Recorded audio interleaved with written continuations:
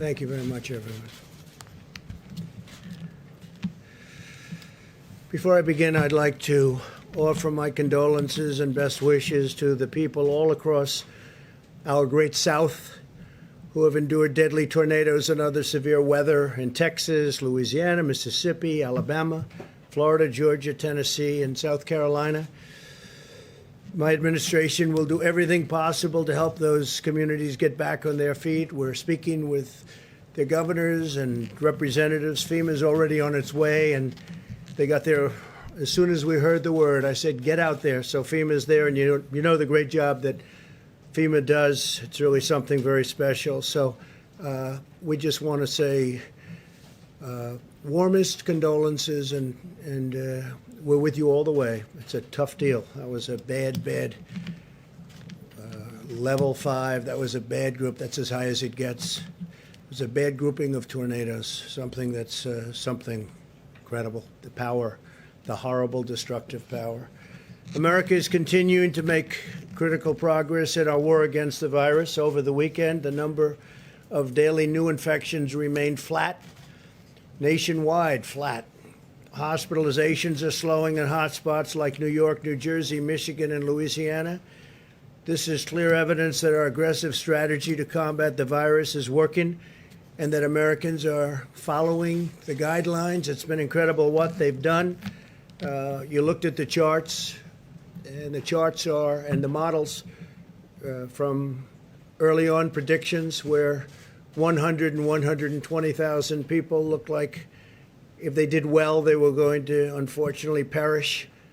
And we're going to be hopefully way, way below that number. So that will be a sign of people doing things right, but it's still just a horrible thing all over the world, 184 countries.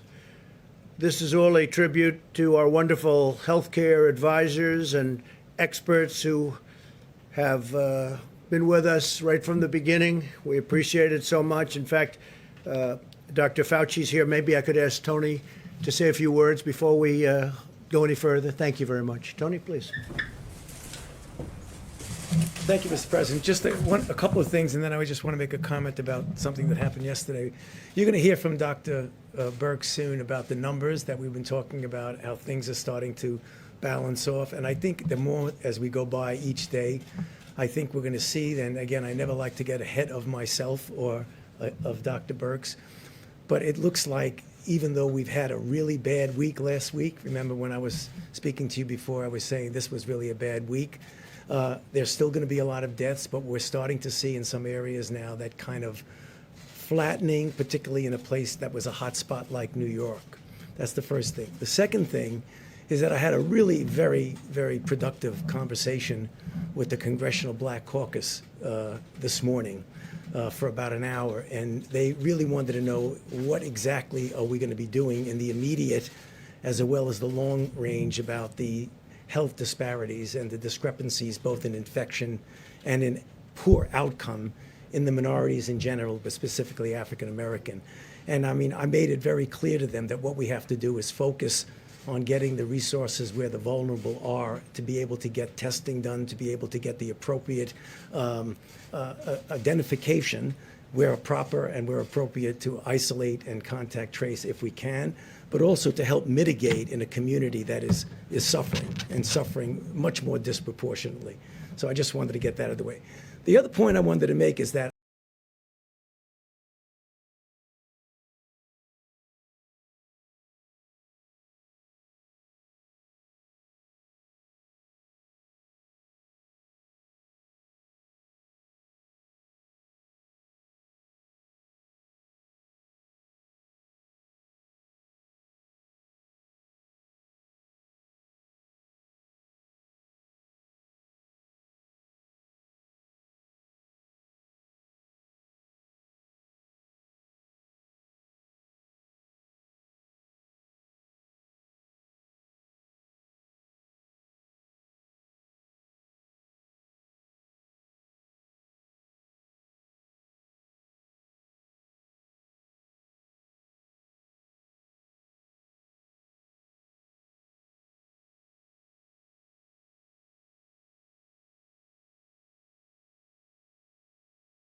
is that we had been talking before any meetings that we had about the pros and the cons, the effectiveness or not of strong mitigations. So discussions were going on mostly among the medical people about what that would mean. The first and only time that Dr. Birx and I went in and formally made a recommendation to the president to actually have a, quote, shutdown in the sense of not really shutdown, but to really have strong mitigation. We discussed it. Obviously, there would be concern by some that, in fact, that might have some negative consequences. Nonetheless, the president listened to the recommendation and went to the mitigation. The next second time that I went with Dr. Birx into the president and said, 15 days are not enough. We need to go 30 days. Obviously, there were people who had a problem with that because of the potential secondary effects. Nonetheless, at that time, the president went with the health recommendations, and we extended it another 30 days. So I can only tell you what I know and what my recommendations were. But clearly, as happens all the time, there were interpretations of that response to a hypothetical question that I just thought it would be very nice for me to clarify because I didn't have the chance to clarify. Thank you. Excuse me? The date. You know, to be honest with you, I don't even remember what the date was. But I can just tell you the first and only time that I went in and said we should do mitigation strongly, the response was, yes, we'll do it. And what did he do? Is that the travel restrictions? No, the travel restriction is separate. That was whether or not we wanted to go into a mitigation stage of 15 days of mitigation. The travel was another recommendation when we went in and said we probably should be doing that, and the answer was yes. And then another time was we should do it with Europe, and the answer was yes. And the next time we should do it with the UK, and the answer was yes. In this interview, you said there was pushback. Yeah. Where did that pushback come from? No, it wasn't, and that was the wrong choice of words. You know what it was? When people discuss, not necessarily in front of the president, when people discuss, they say, well, you know, this is going to have maybe a harmful effect on this or on that. So it was a poor choice of words. There wasn't anybody saying, no, you shouldn't do that. Are you doing this voluntarily, or did No, the president? I'm doing it. Everything I do is voluntarily. Please, don't even imply that. So, Mr. President, the question By is... the way, the travel ban, that was earlier. The travel ban was done earlier. And if you look at statistics, I happen to write a couple of them down. If you look at statistics, so on January 6th, that's long before the dates you're talking about, there were, CDC issued a travel notice for Wuhan, China, a notice, before there was even a confirmed case of the virus in the United States. That's on January 6th. This is all documented because we have so much fake news. I like to document things. January 6th, long before the dates we're talking about, CDC issued travel notice to Wuhan, for Wuhan. On January 11th, we have 0 cases in the United States. 0. We don't have any cases. So there are no cases reported that we know of. This is January 11th. The CDC issued a level 1 travel notice for health, while there were still no confirmed cases. So we had 0 cases. People want me to act. I'm supposed to close down the economy, the greatest economy in the history of the world, and we don't have 1 case confirmed in the United States. That's January 11th. On January 17th, the CDC began implementing public health entry screenings at 3 major U.S. airports that received the greatest volume of passengers from Wuhan at my instructions. There was not a single case of the coronavirus in the United States. So on January 17th, there wasn't a case, and the fake news is saying, oh, he didn't act fast enough. Well, you remember what happened. Because when I did act, I was criticized by Nancy Pelosi, by Sleepy Joe Biden. I was criticized by everybody. In fact, I was called xenophobic. I was asking Biden to please define that for me. I was called other things by Democrats and some others, not too many others, actually. So that, by the media, definitely. Now, on January 21st, this is long before the time we're talking, because when Tony's talking, I believe he's talking about the end of February. On January 21st, okay, still early, there was 1 case of the virus. At that time, we called it the Wuhan virus, right? Wuhan. There was one case in the whole United States. We had one case. This is all documented. It all comes from you. A lot of it comes from you people. On January 21st, the CDC activated an emergency operations center. There was just one case, one person. That's why that ad was such a phony. There was one person in the United States. You know, they usually there's only one person. That statement was made at that time. One case in the whole United States. One case. I'm supposed to shut down the government, the biggest economy in the history of the world. Shut it down. We have one case. 7 cases were on January 31st. Now, on January 21st, there was a case. Not one person had died. You heard that, Steve, right? Not one person. So we have this massive country, the United States of America. We have the greatest economy in the world, bigger than China's by a lot, right? Because of what we've done over the last 3.5 years, prior to the virus, but including the virus. So we have the biggest economy, the greatest economy we've ever had, the highest employment numbers, the best employment numbers, best unemployment numbers also, the best of everything. So on January 31st, think of it, not one person has died. Not one. Nobody died. Not one, John. I don't think you'll find any. This is reported by CDC, confirmed by the news, which doesn't mean anything to me because they don't tell the truth. But CDC reported January 31st, not one person has died, and I issued a travel restriction from China. Think of it. So nobody died, and I issued. You can't get earlier than that. So we have nobody died, and I said, China, you can't come in. I'm sorry. Because I saw what was going on. It wasn't so much what I was told. It was that I saw what was going on, and I didn't like it. But I didn't speak to Tony about it, didn't speak to very many people about it. I didn't like it. So what did I do? Ready? January 31st, in the United States, not one person had died because of the Wuhan virus. So I issued travel restrictions on that date, even though nobody died, and I got brutalized over it by the press because I was way too early. I shouldn't have done it. Brutalized by the press. But, sort of I've been brutalized for the last 4 years. I used to do well before I decided to run for politics. But I guess I'm doing okay because, to the best of my knowledge, I'm the President of the United States, despite the things that are said. So then, first mandatory quarantine in more than 50 years, we did. First mandatory in 50 years. The same restrictions that the Democrats and the media called xenophobic. Now, Joe Biden said he's a racist. He called me a racist because I said we're shutting down entry from China. We're shutting it down. He called me xenophobic and he called me a racist and other things. Since then, on a Friday night 2 weeks ago, Joe Biden issued a statement. It wasn't him. He didn't write it. I'm sure he doesn't even know that it was issued. But the people from his campaign who are smart, people that write these little PR releases are pretty smart, reasonably good, not the best, but they're not bad.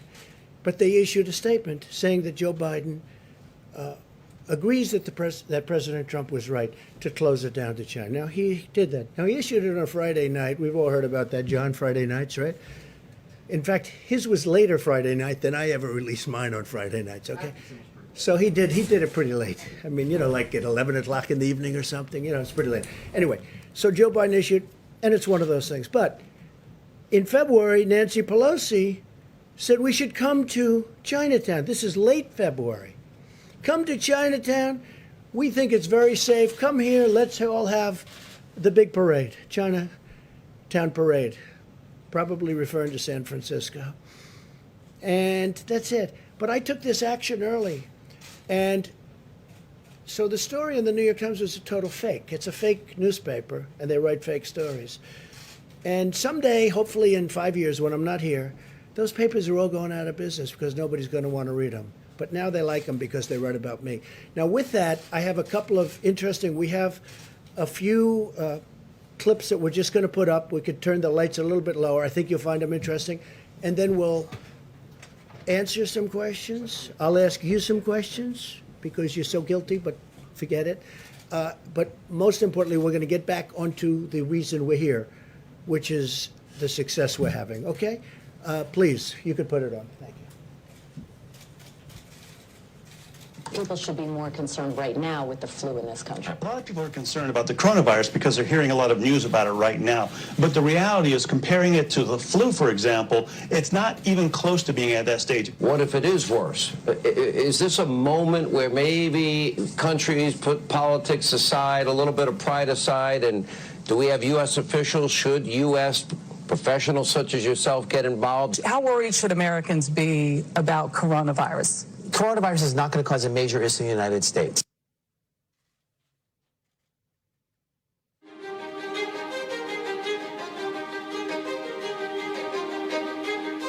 Well, we've asked them to accelerate whatever they're doing in terms of a vaccine.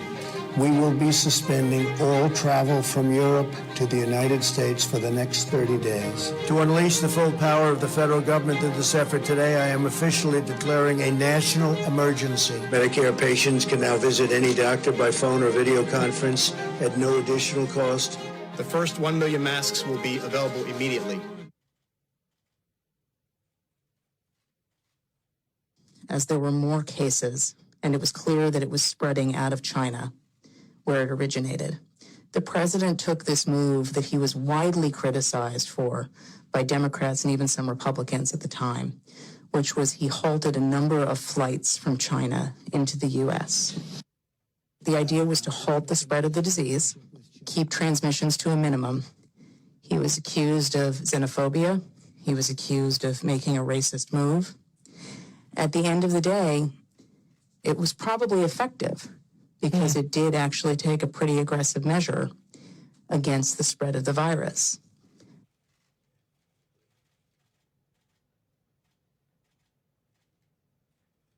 His team is on it. They've been responsive late at night, early in the morning, and they've thus far been doing everything that they can do, and I want to say thank you, and I want to say that I appreciate it. He returns calls. He reaches out. He's been proactive. We got that Mercy ship down here in Los Angeles. That was directly because he sent it down here. 2,000 medical units came to the state of California, these FMS, these field medical stations, and that's been very, very helpful. The president has been outstanding through all this. The vice president's been outstanding. Members of the coronavirus task force, very responsive. We had asked if we could have, New Jersey could have access to a piece of the beds that are on the USNS Comfort, and the president came back, called me a short few minutes before I walked in here to say indeed they would grant that to New Jersey. So that's a big step for us in addition to all the other capacity. That news is literally hot off the press, and I thank the president and vice president who are on the call together. President Trump approved Arizona's request for a presidential major disaster declaration. I want to thank the president for a quick turnaround. We requested this on a Wednesday, and we had approval by Saturday morning. And we are grateful to the administration for their continued support and responsiveness. Well, first of all, I want to thank the president and the vice president for doing a really good job of communicating with all the governors. So we could give you hundreds of clips like that from governors, including Democratic, or Democrat as I call them, governors, which is actually the correct term. We could give you hundreds of clips just like that. We have them. We didn't want this to go on too long, but I just want to say it's, it's very sad when people write false stories like, in that case, I guess it was gotten mostly from the New York Times, which is a highly, if you had libel laws, they would have been out of business even before they'll end up going out of business. So it's too bad. But we could have given, you saw the statements. We have hundreds of statements, including from Democrats and Democrat governors.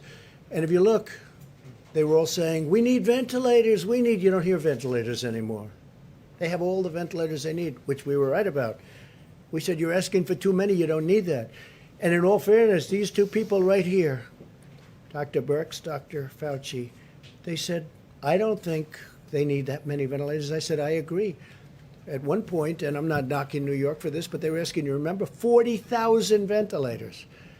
And that's more than they have all over the country. And we got them a lot of ventilators, and nobody's complained. We got them, as you know, beautiful. We built hospital rooms all over the country. The governor of Louisiana, John Bel Edwards, was very nice. He said, you know what, you don't have to build a second hospital. Because good news is happening. They're not able to fill the beds. They needed 2 hospitals. We built one. It was perfect. We're just starting the other. I called him up. I said, you think we should build the second one? I don't think you're going to need it. He said, let me get back. He got back. We didn't need it. With Governor Cuomo, in all good spirit and faith, he wanted to have the Jacob Javits Center done. And we built 2,900 incredible beds, incredible.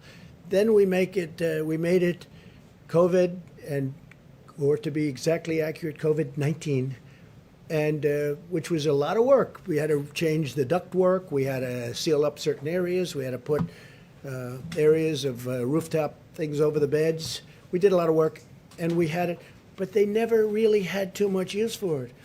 And they called also, Mayor de Blasio, rightfully he called, he said, would it be possible to get more medical help?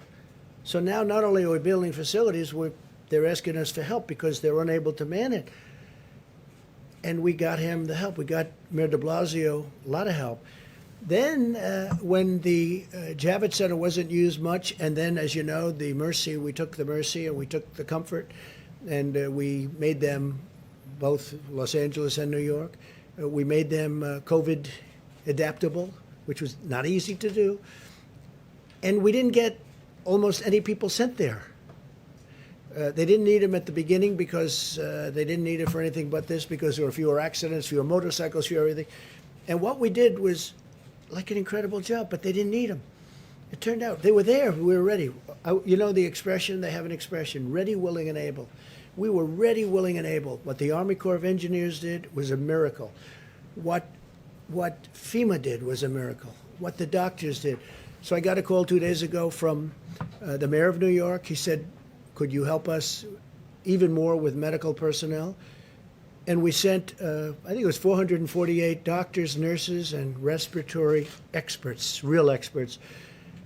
And I got a call from the mayor, and he said, I want to tell you, incredible, these people are incredible. He said they lifted the spirits of the hospital workers from New York City like nothing I've ever seen. He was unbelievable what he said, was really appreciated. And I let them know that. I let the military people. He said they went in there so brave, so incredible. They lifted the spirits of everybody. We did all of this work. But when you read the phony stories, nobody acknowledges this.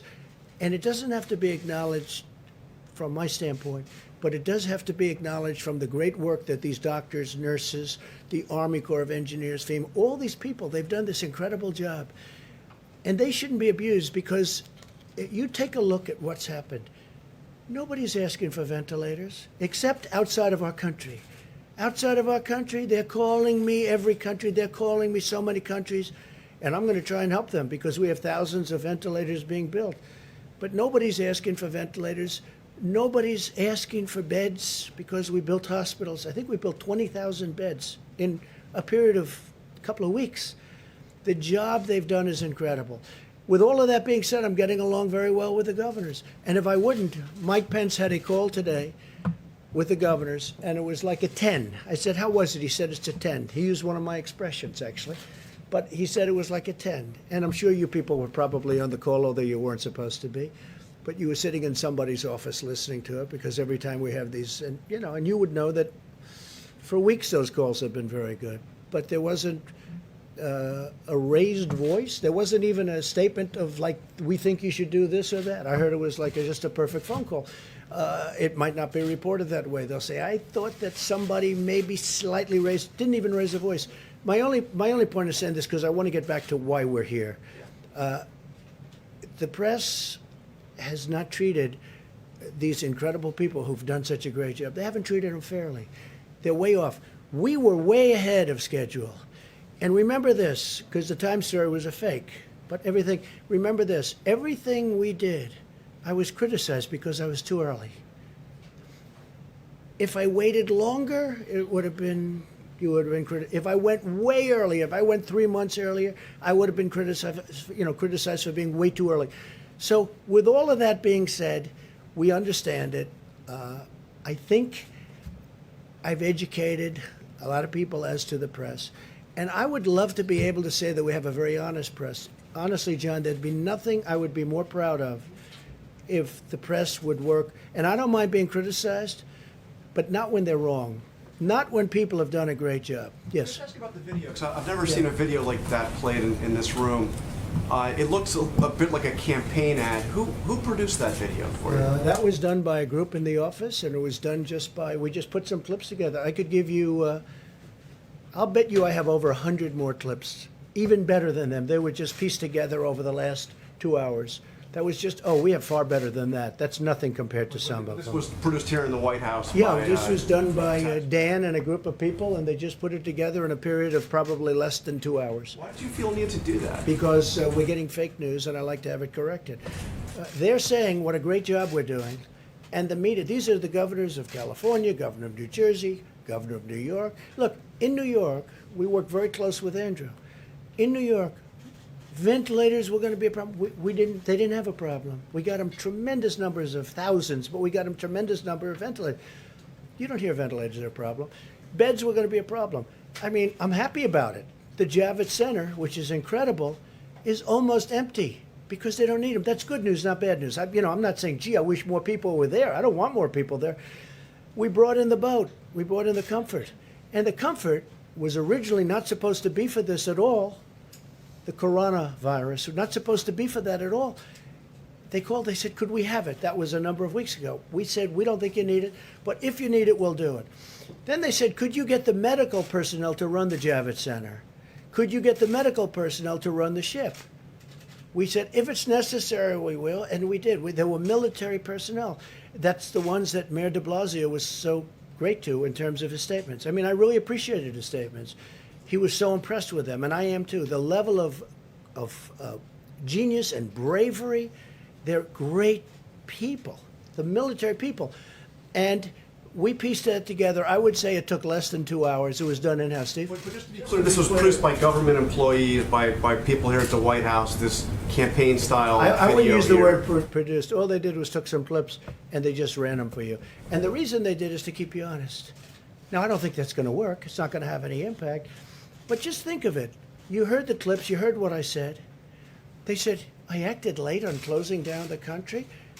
Some people wish we never closed it down. Now, if we didn't, we would have lost hundreds of thousands of people. You know, interestingly, so I'm against it. We did the right thing. Everything we did was right. If we would have closed You don't think you made any down... mistakes along the way here? You think everything you did was right? Well, look, governors should have had ventilators. They chose not to have them. We were able to get them ventilators. You haven't heard, other than, there was a lot of panic, a lot of screaming. We want ventilators. They got the ventilators. You don't have that anymore. And the surge is supposed to be coming now. And if they do need ventilators, John, we've got almost 10,000 that are ready to rock. We have people standing with those ventilators right now. If you needed 2,000 in New York, which you don't, but if you did, have them here in less than 24 hours. We're ready to rock. This was a great military and beyond that operation. Let's get back to the regular. Well, shouldn't we get back to the regular? We could talk about this, but all I'm doing is this. I could have given you, like, those are 4 or 5 clips that we just played for you. I could have given you hundreds of people. I mean, Gavin was on television 2 days ago with one of your competitors singing prayer. He says, look, the question was asked in a negative way. He said, look, I know what you want me to say, but he's been really good. It's hard for me to say that. In fact, it's impossible for me to say it. Gavin Newsom, the governor of California.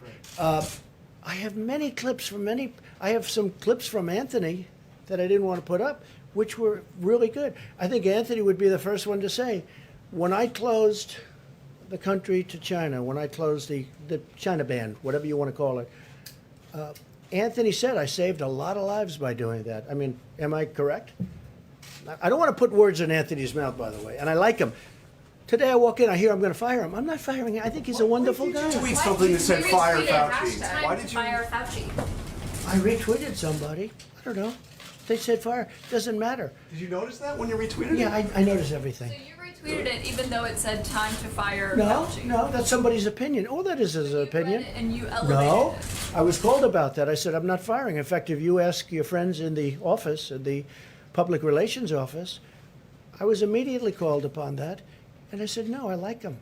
I think he's terrific because this was a person's view. Not everybody's happy with Anthony. Not everybody's happy with everybody.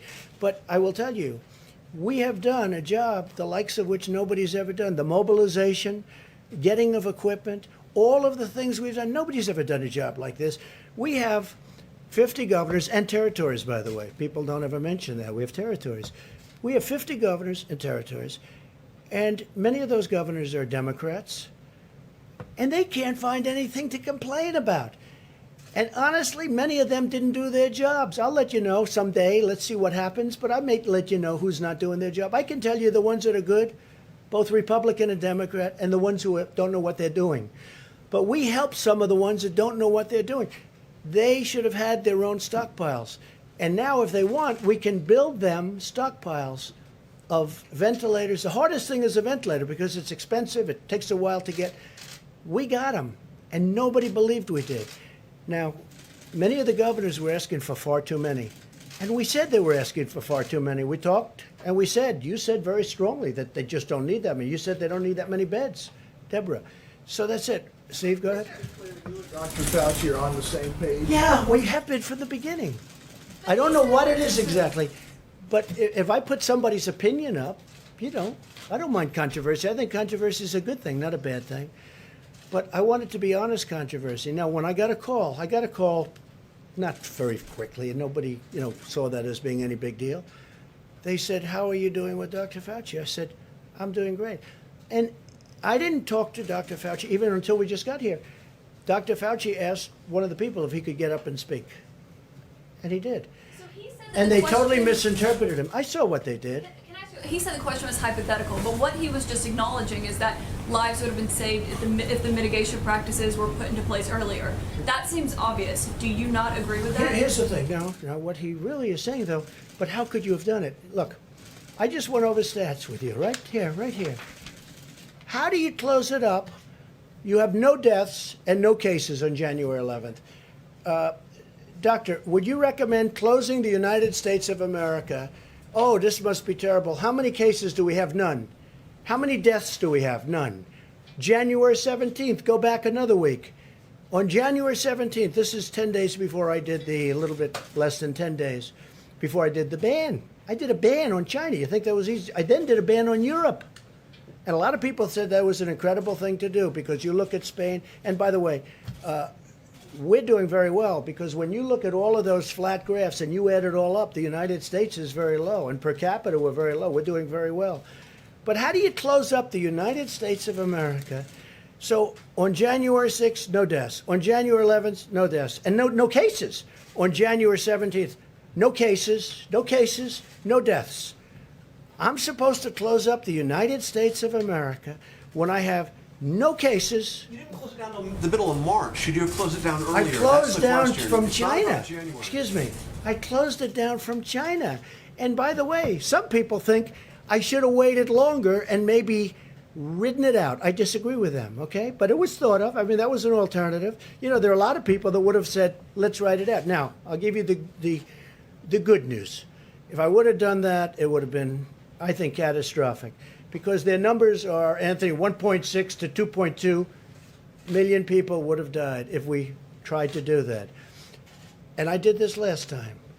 Cut it in half. Don't say 2.2 million. Cut it in more than half. Say 1 million people died. Well, that's much more than the Civil War. Cut it in half. Take the million and cut it in half. That's 500,000 people would have died.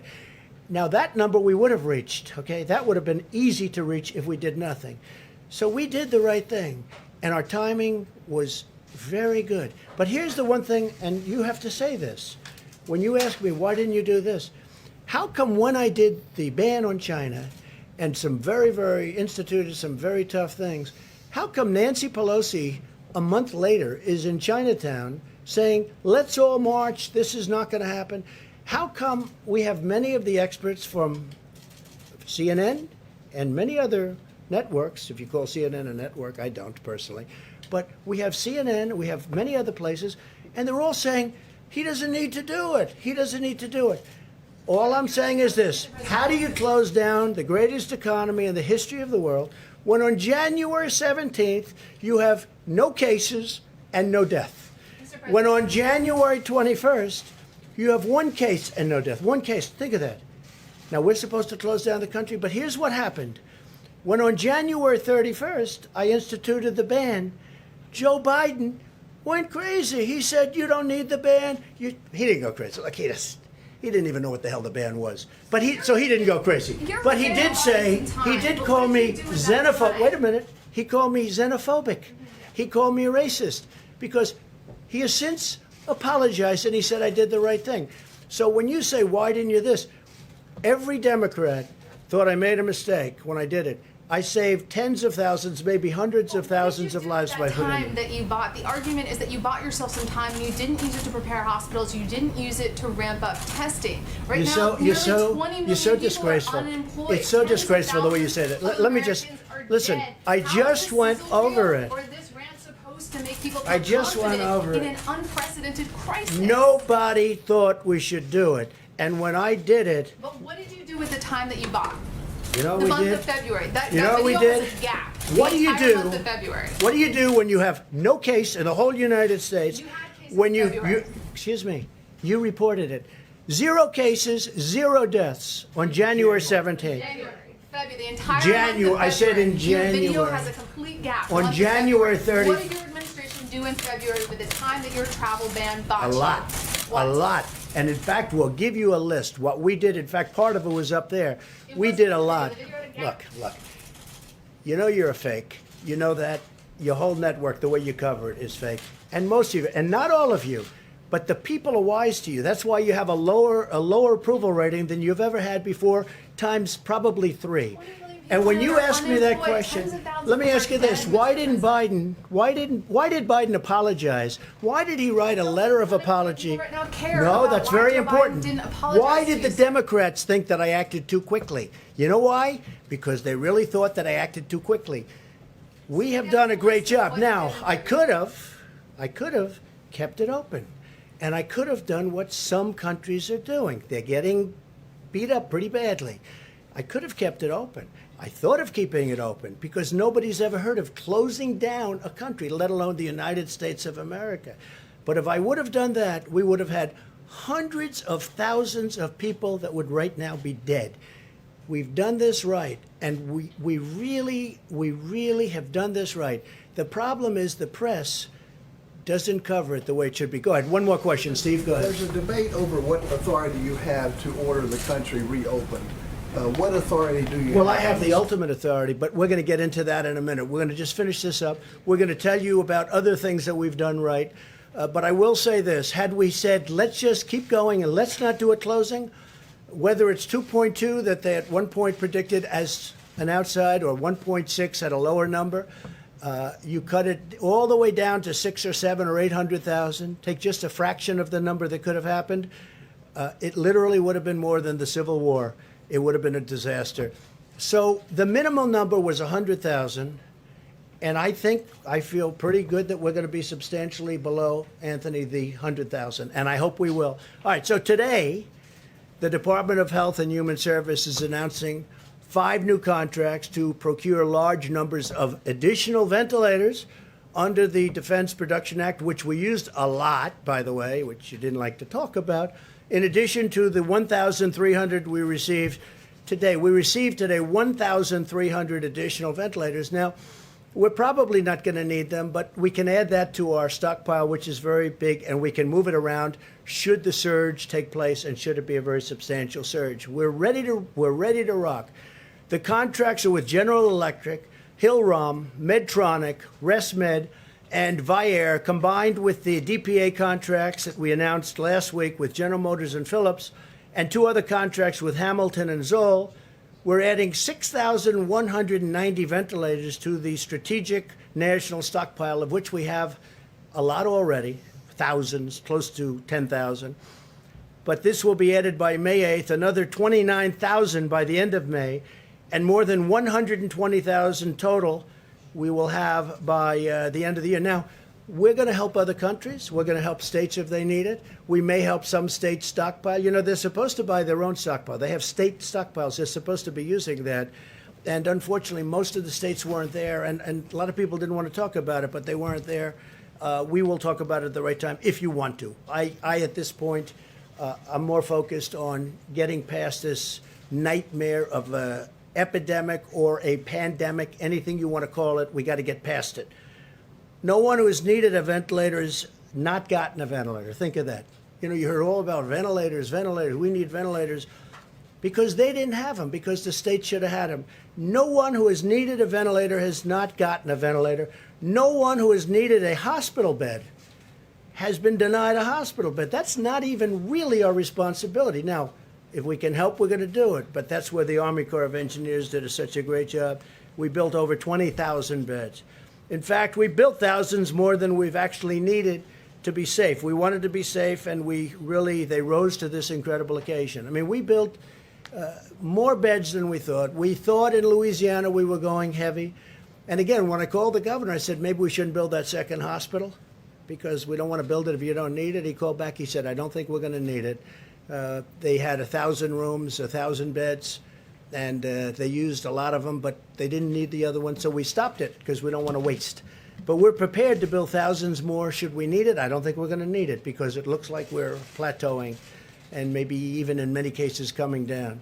In addition, we've ordered a total of 60 mobile contamination systems. So the decontamination system from Bethel in Ohio is an incredible thing because it takes the masks, and up to 20 times you can decontaminate a mask. And I've been asking from the beginning, why can't we sterilize or sanitize these masks? And it turned out we can. And there was a great company in Ohio. They sent us some great equipment, and they're doing that now. And now we're going to have more than 33 million N95 masks per week. Will be cleaned, decontaminated, and it'll be great. It's something that, frankly, I think people should have thought of a long time ago. 5 more flights landed today as part of the Project Airbridge, our massive airlift operation to bring personal protective equipment into the United States, which has now delivered nearly 500,000 N95 masks, 370 million gloves, 25 million surgical masks, and 4.9 million gowns. So we have millions of gowns, gloves, masks, all surgical equipment coming in should the states need it. Now, the states are supposed to be buying their own stuff, but should they need it, we are ready to give them because we're building up our stockpile again like crazy. Remember, I and you saw the stories, I inherited this administration, Mike, myself, the whole administration, we inherited a stockpile where the cupboards were bare. There was nothing. And I say it, and I'll say it again, just like we didn't have ammunition, we didn't have medical supplies, we didn't have ventilators, we didn't have a lot of things that should have been had, and you can read your own stories on that because you know what happened. They didn't want to spend the money, but we did. To date, we've facilitated the supply of more than 38 million N95 masks nationwide. This week, we'll be sending 2 million N95 masks to the Commonwealth of Pennsylvania. The Vice President will go into more detail. He's got great detail on that, and I think it's a pretty amazing story. We have a lot of masks already in stock, and we have more coming. We're further expanding hospital surge capacity in key areas of the opening, and we have a portion of certain VA hospitals and non-veteran coronavirus patients, including at the East Orange, New Jersey Medical Center, as well as facilities in Manhattan and Brooklyn. They're ready, they're able, they're beautiful. Hopefully we won't need too many of them because, frankly, we built everything that the governors wanted, and in many cases it's too much. We told them it was too much, but we wanted to err on the side of caution. The United States has now conducted nearly 3 million tests for the virus. 3 million, the most of any nation. We are performing approximately 115,000 tests every single day, and our rate of testing is especially high in areas hardest hit by the virus. If you look, and that's really, and it's hit some areas, the virus very, very hard. For example, per capita testing in New York is higher than the rest of the world. The NIH, CDC, and FDA are also currently validating several antibody tests that will allow us to determine whether someone has already had the virus and potentially become immune to infection. We're looking at that. The antibody tests are going to be very interesting over the next short while. A lot of things are being developed as we speak. In the race to develop effective treatments, the drug company Gilead announced that its drug, remdesivir, has shown promising results, very promising, in compassionate use settings. In addition, the FDA has just granted emergency use authorization for a device that removes certain proteins from the bloodstream, possibly preventing a patient's immune system from overreacting to the virus and damaging vital organs, which is a big problem. Furthermore, over the last 7 days, my administration has deployed roughly 28 million doses of hydroxychloroquine from our national stockpile. We have millions of doses that we bought, and many people are using it all over the country. And just recently, a friend of mine told me he got better because of the use of that drug. So who knows? And you combine it with Z-Pak, you combine it with zinc, depending on your doctor's recommendation, and it's having some very good results, I'll tell you. Think if anybody recommended it other than me, it would be used all over the place, to be honest with you. I think the fact that I recommended it, I probably set it back a lot. But it's a lot of good things are happening with it, a lot of good tests. Scientists are also pursuing a blood therapy known as convalescent plasma. Convalescent plasma. This therapy uses antibodies from the blood of recovered patients to treat those who are sick. And this is something that actually is a very old procedure, but it's done in a very modern way. During this difficult time, we're also working to ensure that the 2020 census is completed safely and accurately. We may be asking for an extension because obviously they can't be doing very much right now. They wouldn't even be allowed to do it. So the census, we're going to be asking for a delay, a major delay. I think, how can you possibly be knocking on doors for a long period of time now? The Census Bureau recently made the decision to temporarily suspend its field operation data collection activities to help stop the spread. In addition, while millions of Americans continue to complete their questionnaire online, the Census Bureau has asked Congress for a 120 extension. I don't know that you even have to ask them. This is called an act of God. This is called a situation that has to be, they have to give. And I think 120 days isn't nearly enough. My administration is also taking bold action to help American workers. On Friday, Americans began receiving the cash payments authorized by a historic $2 trillion relief bill. By the end of the week, nearly 80 million Americans will receive a total of $147 billion. And from what the Secretary of the Treasury tells me, that's very much on time and going very nicely. He'll be speaking in a moment. In payments, these payments go directly into the banks and the bank accounts of these people. Millions of additional payments will follow. The typical family of four will receive $3,400. That's for a family of four. That's something. Additionally, through our Paycheck Protection Program, which is a tremendous success, and they should extend it and increase it. This has been a tremendous success. So successful that the banks are taking a little bit longer to distribute the money, but it's going rapidly.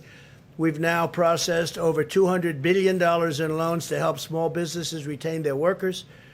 Now we urgently need lawmakers to set aside the partisan agendas and to replenish this program with new funds, because it's really something that has been an incredible success. And they need more money to keep it going, to take care of these businesses and keep them open. I want to thank the many governors, health professionals, scientists, and business leaders for their incredible hard work and input over the past month, and even long beyond a month, Mike, I would say. You know, we've been working together with a lot of them for, it seems like, forever. I've been having many discussions with my team and top experts, and we're very close to completing a plan to open our country, hopefully even ahead of schedule. And that's so important. We will soon finalize new and very important guidelines to give governors the information they need to start safely opening their states.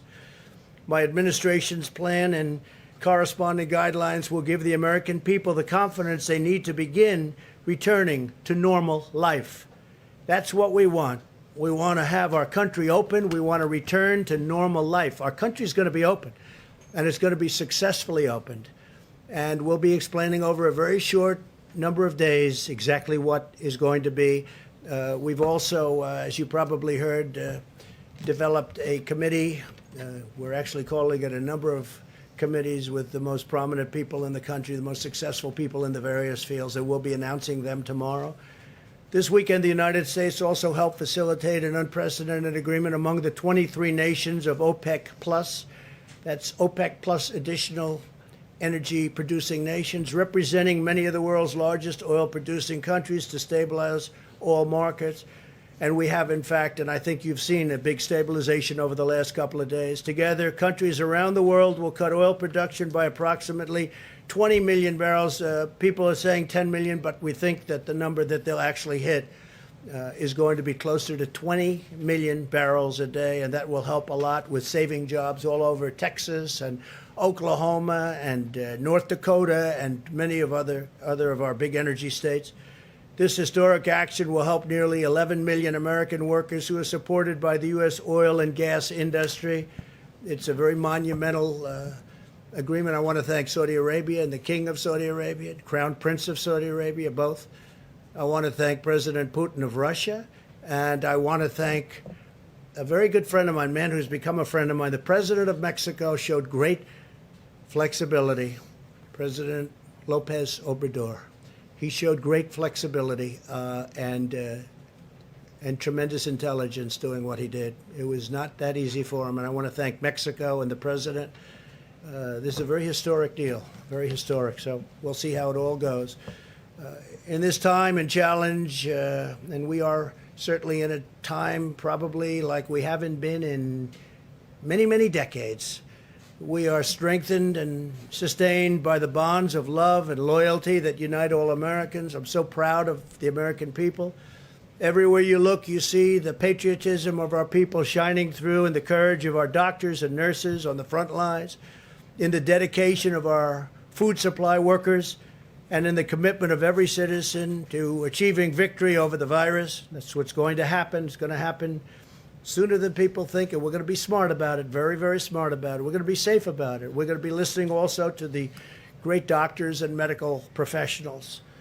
Together, we're beating back the invisible enemy, and we're paving the way for great resurgence, really a great resurgence for American prosperity. Our country wants to go back. They want to go back to work. They're going to go back safely, and that's what we want. I'd like now to ask Vice President Pence to say a few words, followed by Dr. Fauci and Dr. Birx. I think before we do this, because I know there's an emergency where they want Steve to come, so what I'll do is I'll ask Steve to come up, Secretary of the Treasury. You can talk a little bit and then maybe take a couple of questions about what's happening. Tell them the success we're having. Thank you very much.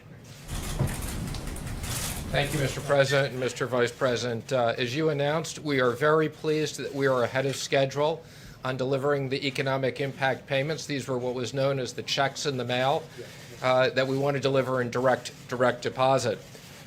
This is ahead of schedule. We started processing those last Friday.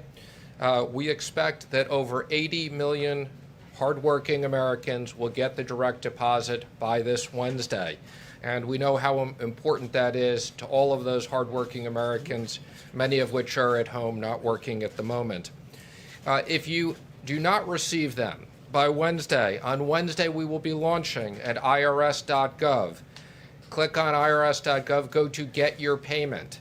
If you filed a tax return in 2018 and 19 or 19, have that information available. You'll be able to ID yourself. You'll be able to put in your direct deposit information, and within several days, we will automatically deposit the money into your account. We want to do as much of this electronically as we can.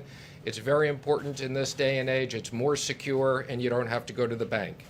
If you are a Social Security beneficiary, you do not need to do anything. You will get a direct deposit. If you have not filed and did not need to file a 2018 and 19 return, you can go to irs.gov now and enter your information and authenticate yourself. So again, we are very pleased that that is ahead of schedule. I'd also like to announce the progress we're making on the new SBA program, the PPP. Let me just remind everybody, this is a brand new program that is now 1 week old. We have distributed and confirmed $230 billion of loans to over 4,600 lenders participating. That is multiples and multiples of anything that the SBA has ever done in 1 year before. And I especially want to thank the broad-based community banks that are participating. Again, over 4,600 banks. If you haven't had your loan processed, you will get it processed this week. As the president said, we've gone back to Congress and asked them for more money to make sure that every business has access to this. Let me also comment for the states. We are distributing out half the money this week to the states. That's a week ahead of time. And we'll deliver the other half of the money to the states next week. And then let me just finally comment, we've been working very closely with the Federal Reserve. Last week we announced expanded facilities and new facilities that total $2.3 trillion of liquidity. And in particular, I'd just like to highlight a Main Street lending facility that will be for companies between 1 worker and 10,000 people, so mid-sized businesses, and also a municipal facility for states and local governments to be able to access funds given the shortages that they have. So with that, I'm happy to answer any Do you have questions. any questions to Steve, please? Secretary Thank you, sir. Both Speaker Pelosi and Minority Leader Schumer have said that they're in negotiations with you right now on additional funding for these small business loans, that package. Leader McConnell, though, has said that nothing should be added to the package, that it should just be specific to small business loans. What is the opinion of your administration? Should there be some sort of horse trading here, or should it just be small business loans? Well, the president's view and the vice president's, in my view, is this was a bipartisan program. This SBA program, it wasn't a Republican program, it wasn't a Democrat program, it was a bipartisan program. We've committed to small businesses. We should top up that program now. I know the Democrats want to talk about more money for hospitals and states. Right now, we're just sending the money out to the hospitals and states. They haven't come close to using that money. And I know the president and vice president have said, once we get the SBA done, we can go into another funding bill. The president's talked about potentially adding infrastructure and other things. We think there is a likelihood we will need more money, and we will sit down and try to get a bipartisan bill. But this is important we deliver on small businesses. 50% of the people work for small businesses. Thank you, sir.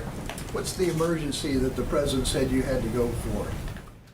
The president said you had an emergency Negotiation. over this bill?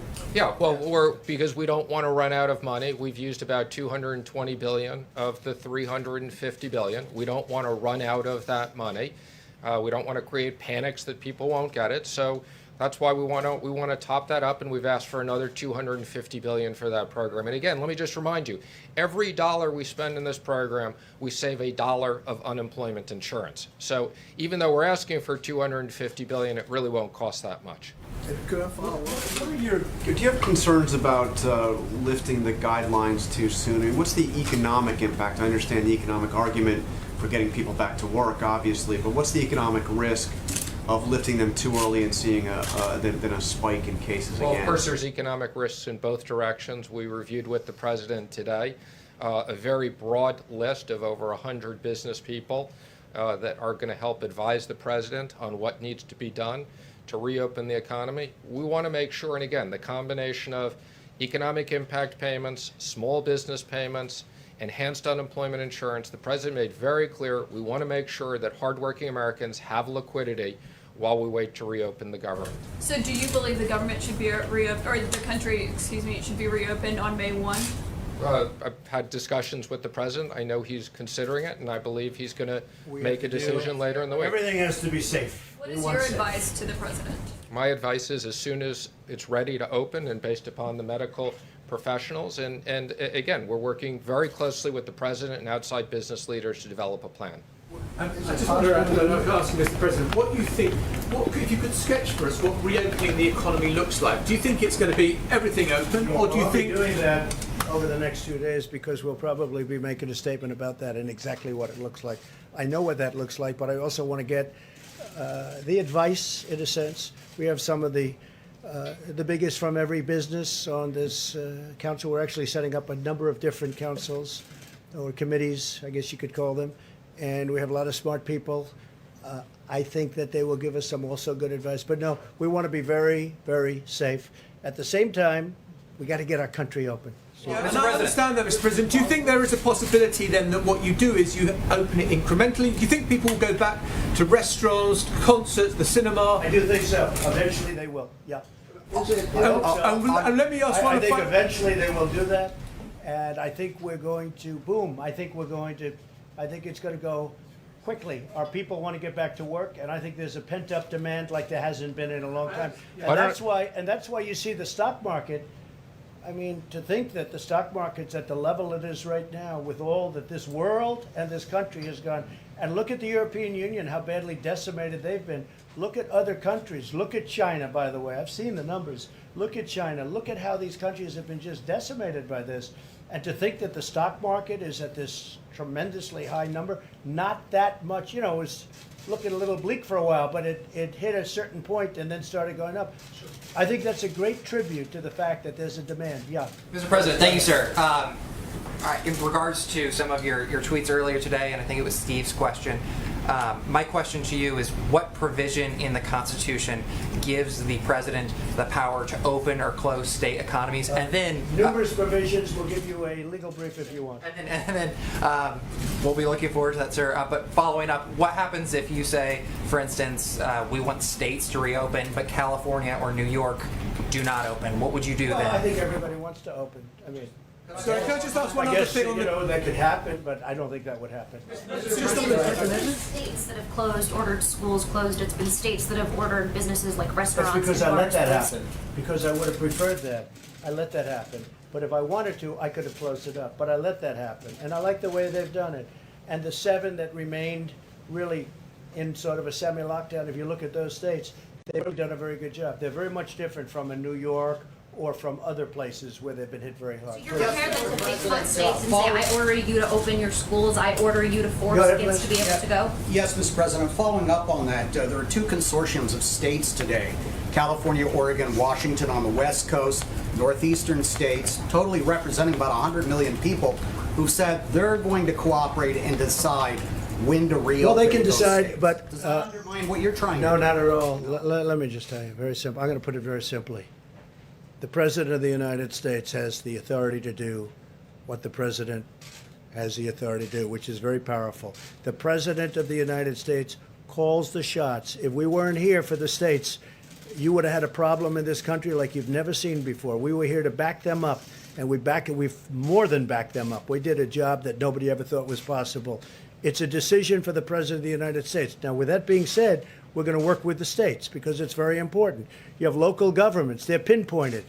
It's really, you talk about, like a microchip. They're pinpointed. We have local government that hopefully will do a good job.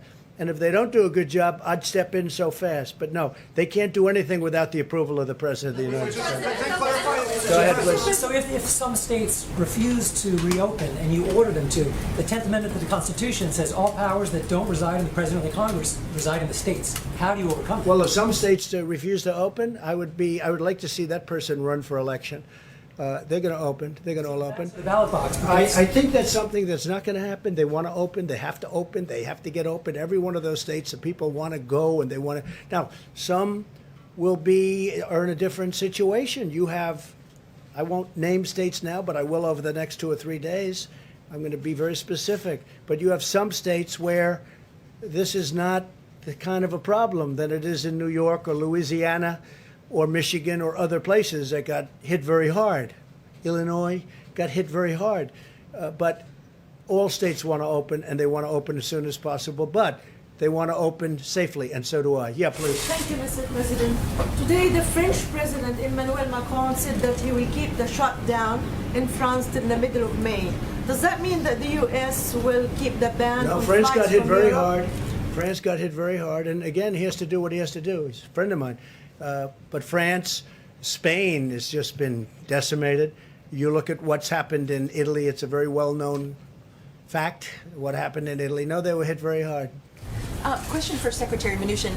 Has everybody that you would like to have, the 100 business people on the Economic Council, have they all been invited already? Have they all agreed to They haven't been invited yet. We just reviewed the names with the president today. And are they from all sectors? Yes, Energy? there's verticals, so every single area of the economy we wanted to be represented. Great. One other thing, is there anything else needs to be done to work on industry, oil industry jobs, to save oil industry jobs after the deal this past weekend? Well, I think there's always things. So we're working with Larry Kudlow. I mean, we have economic plans for every single part of the economy. Obviously, in the case of the oil industry, they've been hit especially hard because you've had both the supply issue and you've had the demand issue. Have you figured out the bailout money for the airlines, what the allocations for the airlines? So I'm pleased to say we've worked very hard. I think, as you probably have seen, we put out a press release that we have now had discussions with almost all the airlines. I've personally had discussions with all the major airline CEOs. We specifically created an exception for small airlines that we could process very quickly, and I think you'll see very quickly decisions coming out. I'm very pleased with the discussions we've had. We've had very good Secretary? Yes. Do you foresee a need for a phase 4 stimulus, or is this Steve, I just want to say we have had discussion. Wait, Wait, excuse me 1 second.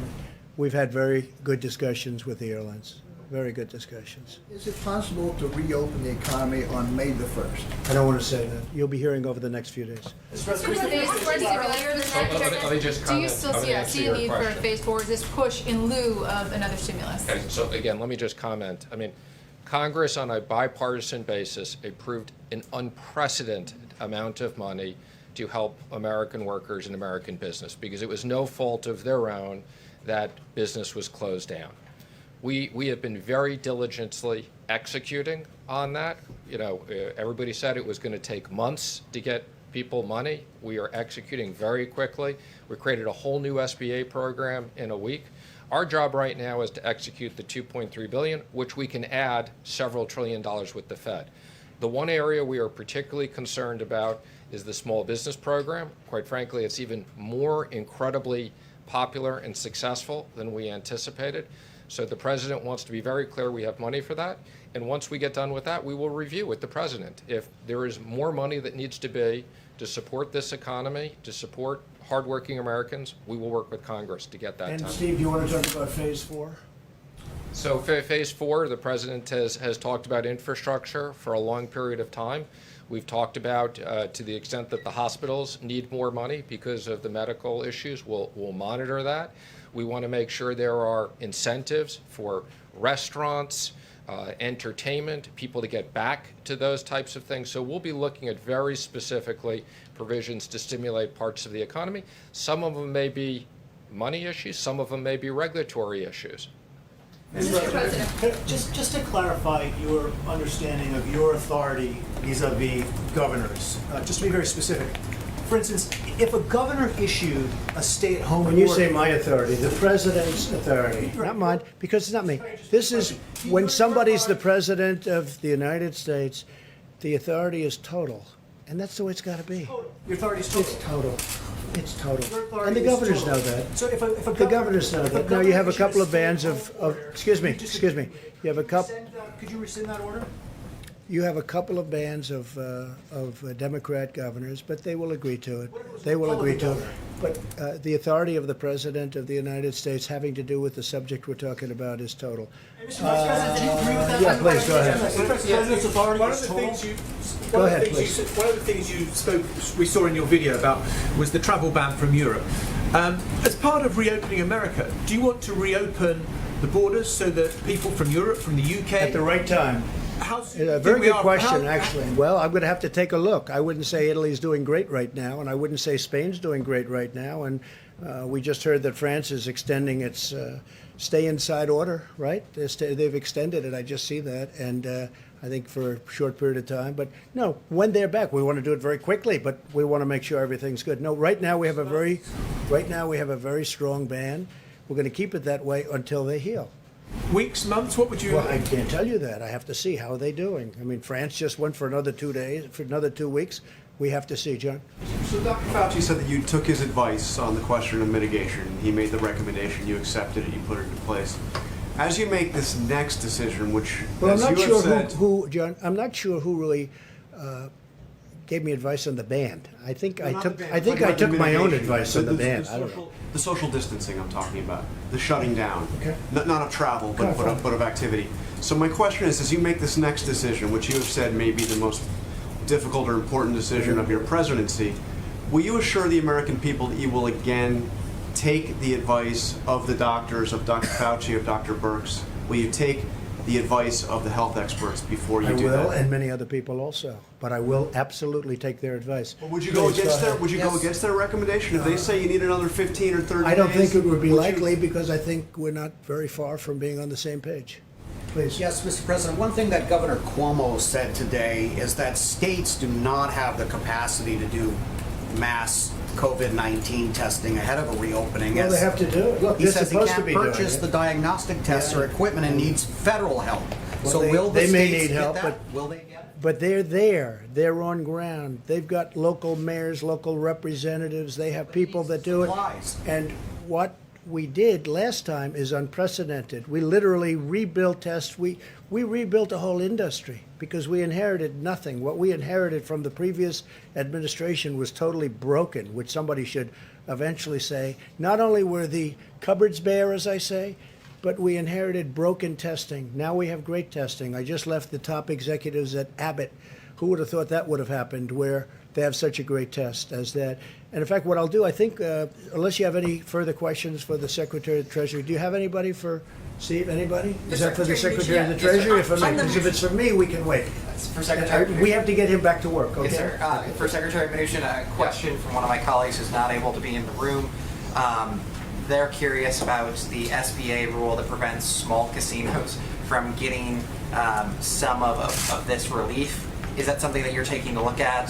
Is there going to be a change to So that? not small casinos, but there are such things as small taverns and restaurants that have literally, small gaming things, and we are coming out with some additional guidance on that. But I want to be clear, it's not small casinos. Secretary Mnuchin? Secretary, Yes. there was a letter that some House Republicans sent this weekend about liquidity for mortgage servicers. Yes. Can you explain what you're looking at on that front? Sure. So I think I commented on this a week or so ago. We had a subcommittee task force at FSOC that specifically studied this issue. We have all the appropriate people on it. Ginnie Mae has automatically taken some action. We've had conversations with the FHFA as to what they're going to do for Fannie and Freddie. And we've said that to the extent they need certain authorities from the Treasury, we will accommodate that. So we're very aware of the issue. Quite frankly, we'd been studying this issue way before COVID and had concerns about some of these non-bank servicers not being well capitalized. But we're going to make sure that the market functions properly. Thank you, sir. We have seen in a number of these relief bills that Democrats and Republicans have been able to push forward different non-coronavirus specific funding priorities. Are you trying to keep funding specific to coronavirus? And then if there are going to be other additions, for instance, a change to labor rules is something that many on the left wanted. Some on the right are wondering if they should also, if you should also be pushing for, their preferred add-ons. Well, I think our expectation has always been this is COVID related. Some people have a rather broad view of what COVID related is because it has impacted almost every single business.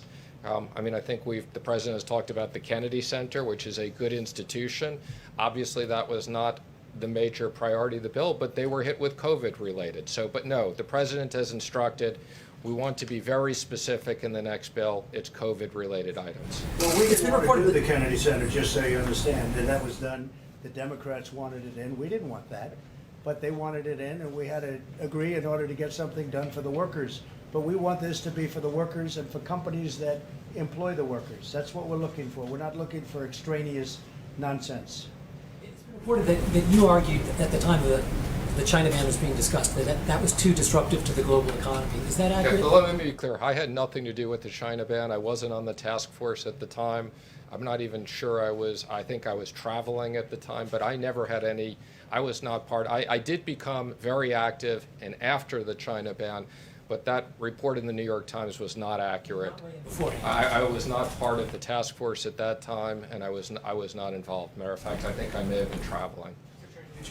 This is a proposal, I believe, by Senator Hawley to get direct payments to employers to pay people who have been laid off and to keep people on payroll. Does the administration support that proposal? Well, again, that is the PPP. The PPP is basically sending money to small business, 50% of American workers, to keep those people paid. And it's the most efficient way. Every dollar, as I said, we do through that, it's one less dollar of unemployment. And more importantly, we want those people to be associated with the business, so as soon as the president is ready to open up the economy, those businesses are together. We don't want those businesses to fall apart. That's why this is such a successful program. But are and we you want talking about Congress to remember unemployment? it. You're talking about the unemployment. Sending it indirectly to the states. We would have preferred that it was sent directly to the people. The Democrats wanted it to be sent through the unemployment system, and you know, I've talked to you about it. We have 40-year-old equipment in many of those systems. They're run by the state. But I'm hearing they're getting the money out anyway. So some of them are, and some of the states aren't, and we encourage, you know, we're working with the states to try to update their computers, but it's a long haul. Okay? Thank you, Steve. Thank you, Mr. President. Phase 4, Steve. Phase 4. Come on, Steve. A quick question about something you just said. You said when someone is president of the United States, their authority is total. That is not true. Who Okay, told you know that? what we're going to do?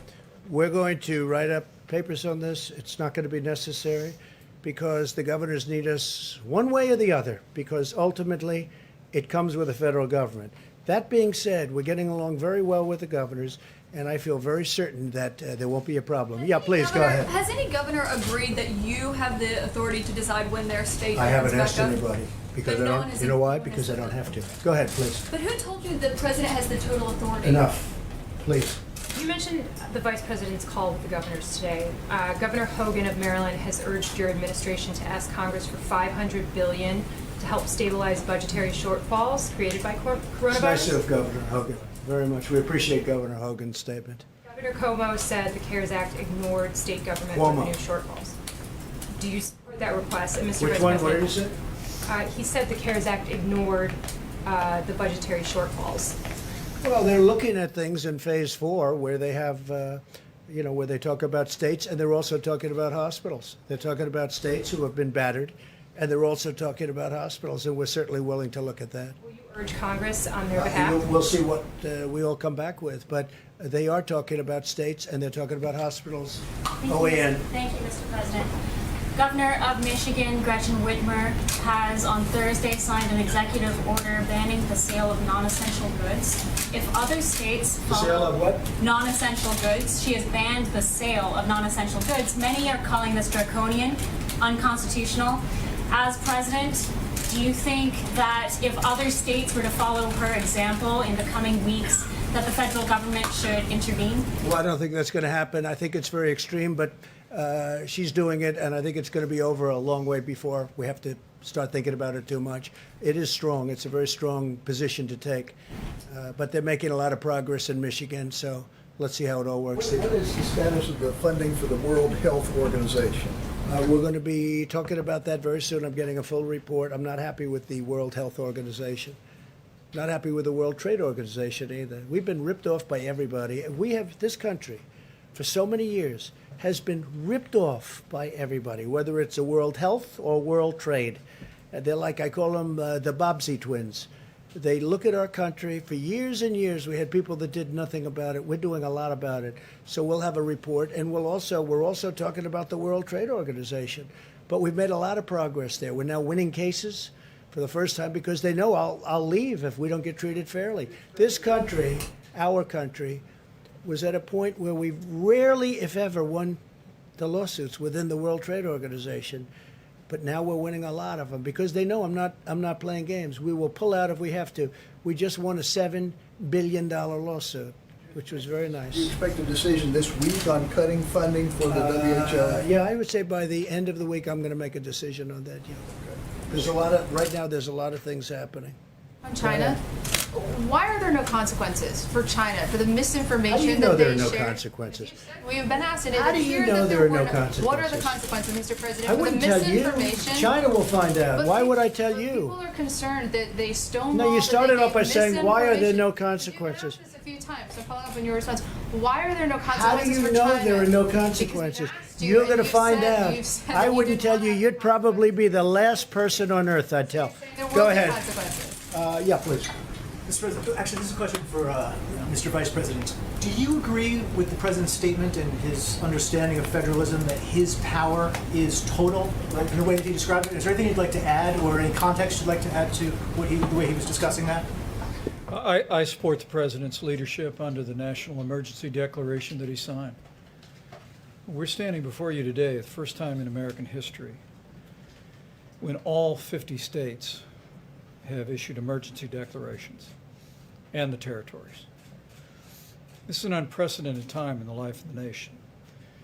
And fortunately, as presidents reflected, and our health experts will continue to reflect, because the American people have heeded the president's coronavirus guidelines for America, because state governors have taken those and implemented them, even in states where there was not a significant outbreak, and implemented additional measures as we've provided them with data about cases and best practices. We're making real progress as a country. You But think make his no powers are a mistake little bit about more it. circumscribed than total? Well, make no mistake about it. In the long history of this country, the authority of the President of the United States during national emergencies is unquestionably plenary. You can look back through times of war and other national emergencies. And as the President said, we'll happily brief that. But in the days ahead, what the President has charged us to do is to work with our health experts. We're going to bring together an extraordinary group of American business leaders to counsel the President. And then working with the CDC, we're going to produce new guidelines based upon the data for every state and territory in this nation. We're going to give them guidance, and as the President's indicated, we'll continue to respect the leadership and partnership that we forge with every governor in America. But this is an unprecedented time. But I have to tell you, when you look at the fact, despite the heartbreaking loss of more than 22,000 Americans, when you look at the fact of what the health experts told us this could be, I think I only can feel a sense of gratitude to the American people. Gratitude to the extraordinary team that has counseled this president, the steps that President Trump has taken, the policies that governors have implemented all across America. I mean, we were discussing today at the task force that when you look at the European Union as a whole, they have nearly 3 times the mortality rate that the United States of America has today. And that is a tribute to our extraordinary healthcare workers, their dedication, their tireless work.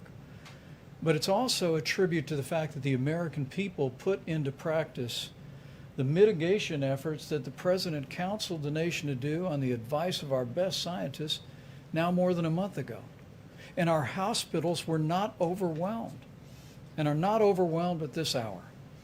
And I have to tell you, standing here today, I couldn't be more proud to stand alongside this president and to be a part of this team that has served the American people during this challenging hour. And I just say to you, to every American looking on,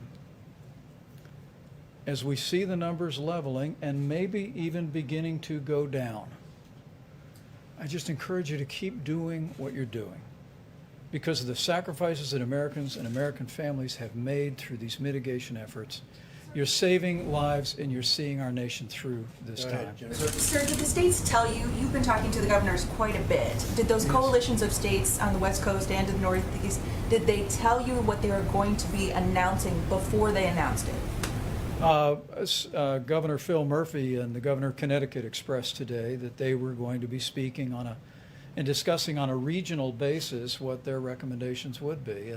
And we assured them today. About that, though, sir? We assured them today on our conference call with, I think, 48 governors that were with us today for the better part of an hour and a half, We told them that what the president would be producing, is directed to be produced, are additional guidelines for the states certified by the CDC that would inform those governors and local communities and mayors about the best way forward based on the unique circumstances that those states and those communities are facing. I think what's clear is the American people have seen the experience in Washington State, where this really all began for us, and in California, and now the extraordinary challenges in the greater New York City area, including New Jersey and Connecticut, the challenges in New Orleans and Louisiana and Detroit, still Chicago, parts of Houston, but they're also seeing that in each one of those cases, that the mitigation efforts are truly working. And so we'll work with those states, and in some cases it'll make perfect sense for them to work together Let you know ahead on of a time regional what they're basis. planning? But the president will be. I'm sorry, I didn't hear your question. Can you tell us? Did they let you know? No, you made a statement. You don't know that. Did the I West didn't Coast hear you. I states- didn't hear And the we would, statement. and we I'm would sorry. like to have their cooperation, and we are going to have their cooperation. They will cooperate perfectly. Watch. And let me just affirm what the president said. We heard it again today in what I think was our 9th conference call with governors. I think every American would be proud to see the partnership that this president has forged with governors across the country.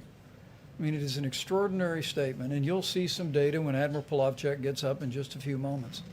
But the flow of resources from around the world that we've moved into areas that have faced challenges, I mean, this president has directed us to ensure that every state has what they need when they need it.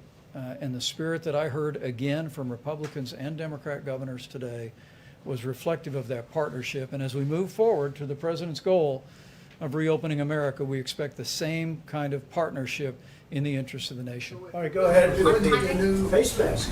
Go ahead. Sir, if you can hear me through the mask. Barely. Can you... I hear you well. The District of Columbia argues that they were shortchanged in the most recent funding bill because they were treated as a territory instead of as a state. Will that be made right in phase 4? Well, we're looking at that, certainly. I heard that complaint, but the mayor seems to be very happy with everything we've done. I mean, she's actually, and she was on today saying very good things. Okay, yeah, go ahead, Nabat. Yeah. Mr. President, you talked about this being the most difficult decision that you are going to have to take about whether to reopen the economy. I wonder how much it weighs on your mind the thought that if there is a second wave, you've reopened the economy and you might have to shut things down again. It does, and I hope that won't happen. I certainly hope that won't happen, but it does weigh on my mind. Okay, in the back, go ahead. Yes. Go ahead. Mr. President? Go ahead. Thank you. A question for one of my colleagues who wasn't able to be here. China deployed an aircraft carrier into the South China Sea this weekend amid claims by Chinese state media that COVID has reduced U.S. military readiness in the region. What kind of responses are you thinking of? Will you have a response to this action? China has their own difficulties. We have a relationship with China that we're not happy with certain things that happened over the last period of time, as you know, and I've been very explicit on that. But we know all about that, and no, China is, we've seen what they did. We've seen many other things that they've done, both pro and con, and we'll be just fine.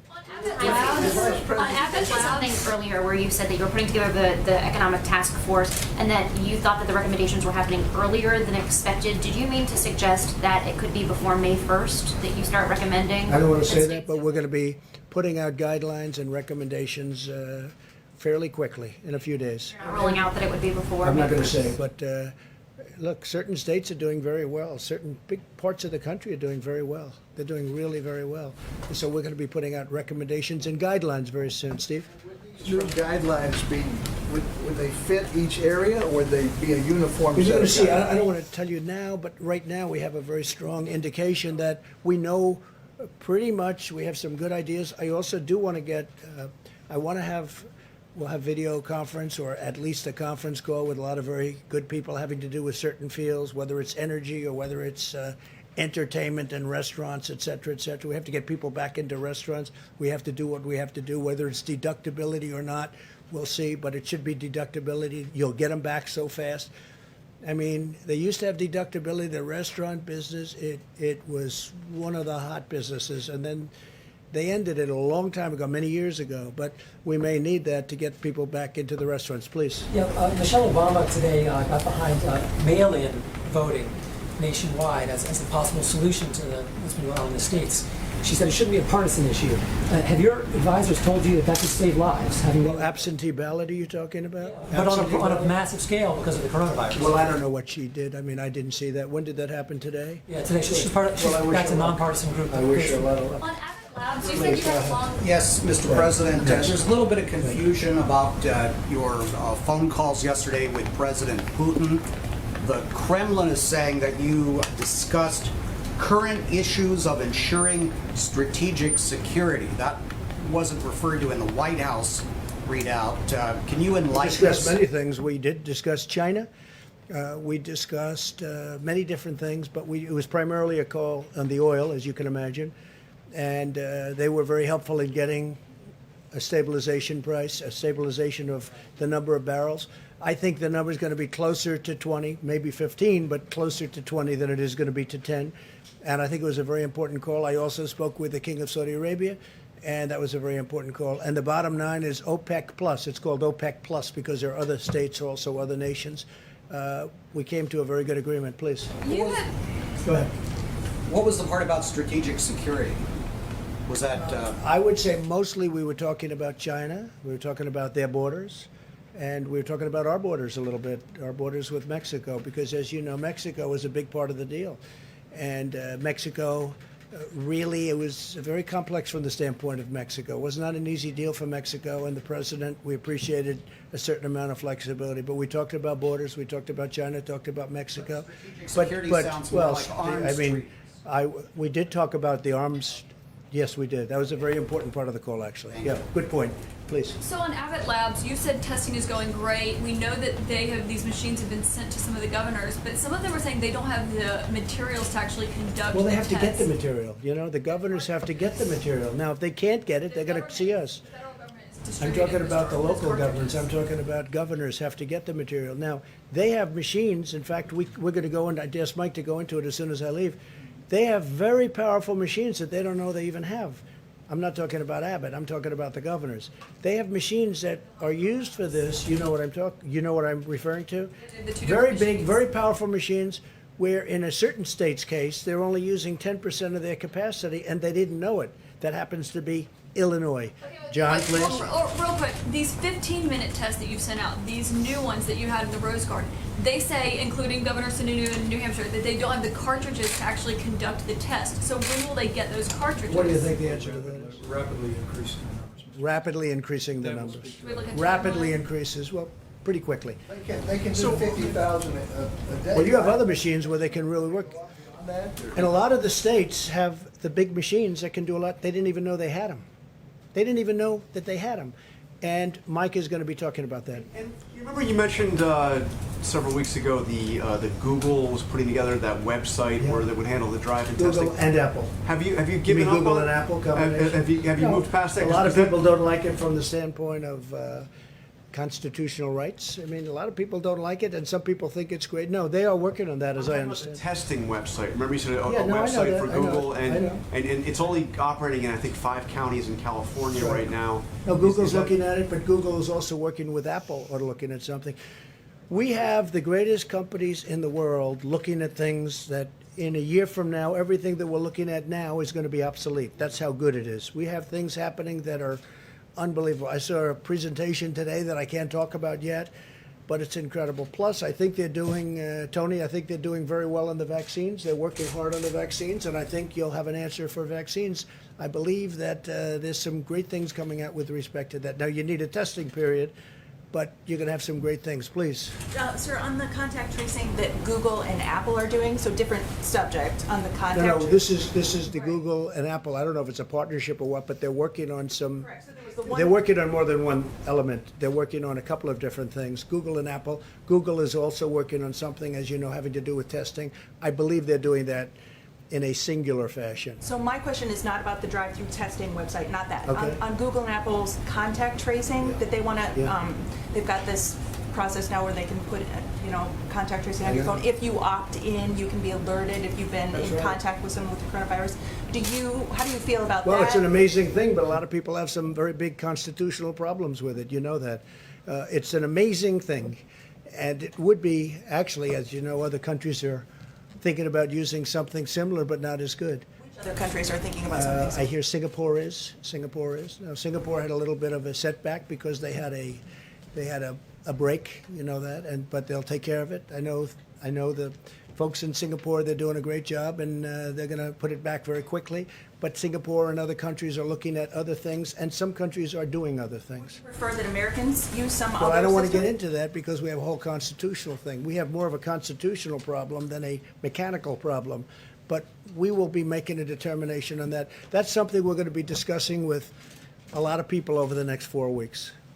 That would be a very accurate way of doing it, but a lot of people have a problem with it. Yeah, please, go ahead. A testing question, maybe for Dr. Fauci as well. Can you talk about where the antibody test is and how quickly? Well, it's moving along. I think I can speak because I have to leave. Moving along quickly, moving along well. It's a test that's been going along for many, many years, except now we have very modern, very incredible versions of it. But that's moving along. The antibody test, moving along very well. Okay, any more COVID-19? COVID-19. One soldier on the Steve? Theodore Roosevelt has died. Have you determined the status of Captain Crozier, the former? Well, that's going through the Navy, as I understand it. The Navy is going to be making decisions on all of that. And they had a break-in. I don't think the ship should have been stopping in Vietnam when you have a pandemic, to be honest with you. I don't think the captain should have been writing letters. He's not Ernest Hemingway, as I said before, and he shouldn't have been writing letters. And I don't know who gave the orders to stop in Vietnam, but they stopped in Vietnam, and all of a sudden they get on, and now you have over 500 sailors and people on the ship that are affected. I don't know whose idea that was, but that wasn't such a good idea in the middle of a pandemic. Yes, please. I have a question John, on. go ahead. Just one last on this question of constitutionality. I'm just wondering what changed your view, because Nothing changed it. No, I know exactly what you're going to say. Nothing changed it. The fact that I want to rely on states, or maybe will, or maybe have, and the fact that we've gotten, that's one thing. The fact that I don't want to use the power is another thing. Look. From the standpoint of the Constitution, yes, constitution. You thought it should be up to the governors. You can look at constitutionally, you can look at federalism, you can look at it any different way. John, the fact that I don't want to exert my power is much different. We have the power. Does the federal government have the power? The federal government has absolute power. It has the power. As to whether or not I'll use that power, we'll see. I would rather, John, I would rather work with the states because I like going down to a local government. That's why with, I guess it's now 7 states, not 8, because South Carolina did, they went away from what we discussed the last time. So that's why I looked at the individual states. They're doing a very good job. They're really doing a very good job. I'd rather have them make the decision. Now, the fact that I'd rather have, that's fine, but I have the absolute right to do if I want to. I may not want to. We have a very good relationship. Now, we'll see what happens. If you notice, the few states you're talking about, they're all with Democrat governors. But if governors are doing a good job and they control it better, because you don't have somebody in Washington saying, set up a testing site in the parking lot of a Walmart. And we're in Washington and they're in a state that's very far away. That's really, it should be, and it should have always been, and I've always said it was. But the relationship we have now with the states and governors is very good. And we'll be announcing over the next very short period of time exactly what we're going to be doing. Okay, a couple of more. Go ahead. On coronavirus and Joe Biden, he's the presumptive Democratic nominee. Do you have any plans yet on when you'll start sharing, or when the White House will start sharing some of that information about the coronavirus, your presidential Well, nobody's data? called about coronavirus from their standpoint. Look, they had the H1N1, which is swine flu, and that was a big failure. That was a tremendous failure. They had a lot of failures, and you take a look at the history, and 17,000 people died, and you talk about late. They were so late. They were late like it never even existed. That was a big problem. Caused a lot of other people a big problem too. So, you know, if Joe Biden would like a briefing, I'd certainly get him a briefing. I don't know what he'd do with it. Yeah, please. Are Jared and Ivanka serving on the new task force, and how are you going to balance what? No, they're not. No. Yes, go ahead, please. I want to clarify. So, in an earlier conversation, there was a description of multiple different councils or task forces. Can you just explain exactly what the structure Well, you is? and have who is going Mike's to be task on force, it? which is the White House task force, which really brought us up to this point brilliantly, I must say. Dealt with governors all the way through, and I was on many of those calls, and every call got better and better and better. It was hostile at the beginning. By the time we finished, I mean, today's call was a very good call, very friendly call. I think everyone's online. And again, you don't have anybody driving you crazy saying they're not getting ventilators, they're not getting all of the different things. They need more beds. They have a lot of beds right now. And we always erred, I think it's important if you know, we always erred on the sake of give them more, even when we didn't think. We didn't think New York needed the beds that they were asking for. We didn't think they needed the ventilators that they asked for. And we were right. Now, on ventilators, we're ready to march. I told you this. We're ready to march. We have 10,000 ventilators. We're ready to move them anywhere in the country where we need them, if we need them. We're also building a lot of ventilators, and that's going to be used at some point. I believe, you know, we're going to have stockpiles, including state stockpiles, if they want to work out some kind of an arrangement with us. But we're also going to help other countries, whether it's Italy or Spain or France is having a big problem. They all desperately need, Germany too, they need ventilators. So we're going to have a lot of ventilators. We have a lot, you heard the numbers, we have a lot coming next week. Next week we have a tremendous amount coming. Okay, final question, Steve. I'd asked about how the task force is going to be structured. Is it one? No, then we have, in addition to that, we have a number of committees. We'll have a transportation committee. We're going to have a manufacturing committee. You'll see it tomorrow. We're also having a religious leaders committee. We have a great group of religious leaders. We're having committees with religious leaders. You've been seeing what's going on at the churches and all of that. And we're going to have a faith leaders committee. And so we're going to have a few committees. I'll call them committees. And then ultimately we're going to make decisions. So we're going to make decisions fairly quickly, and I think they're going to be the correct decision. I hope so, Steve. Form the economic task force tomorrow. When do you want them to have recommendations for you? Soon. And they already know what I want. And so when you say form, I don't have to give them instructions. These are very sophisticated people. These are the best people in their fields. So I don't have to say, gee, we just met and we're going to meet in 2 weeks and here's what I said, here's what I want. We've already told them. And they're the best names in the various businesses and professions and religions. I mean, these are the greatest names, the people that I think probably know the best. So we've called them, and we're going to be speaking to them very soon.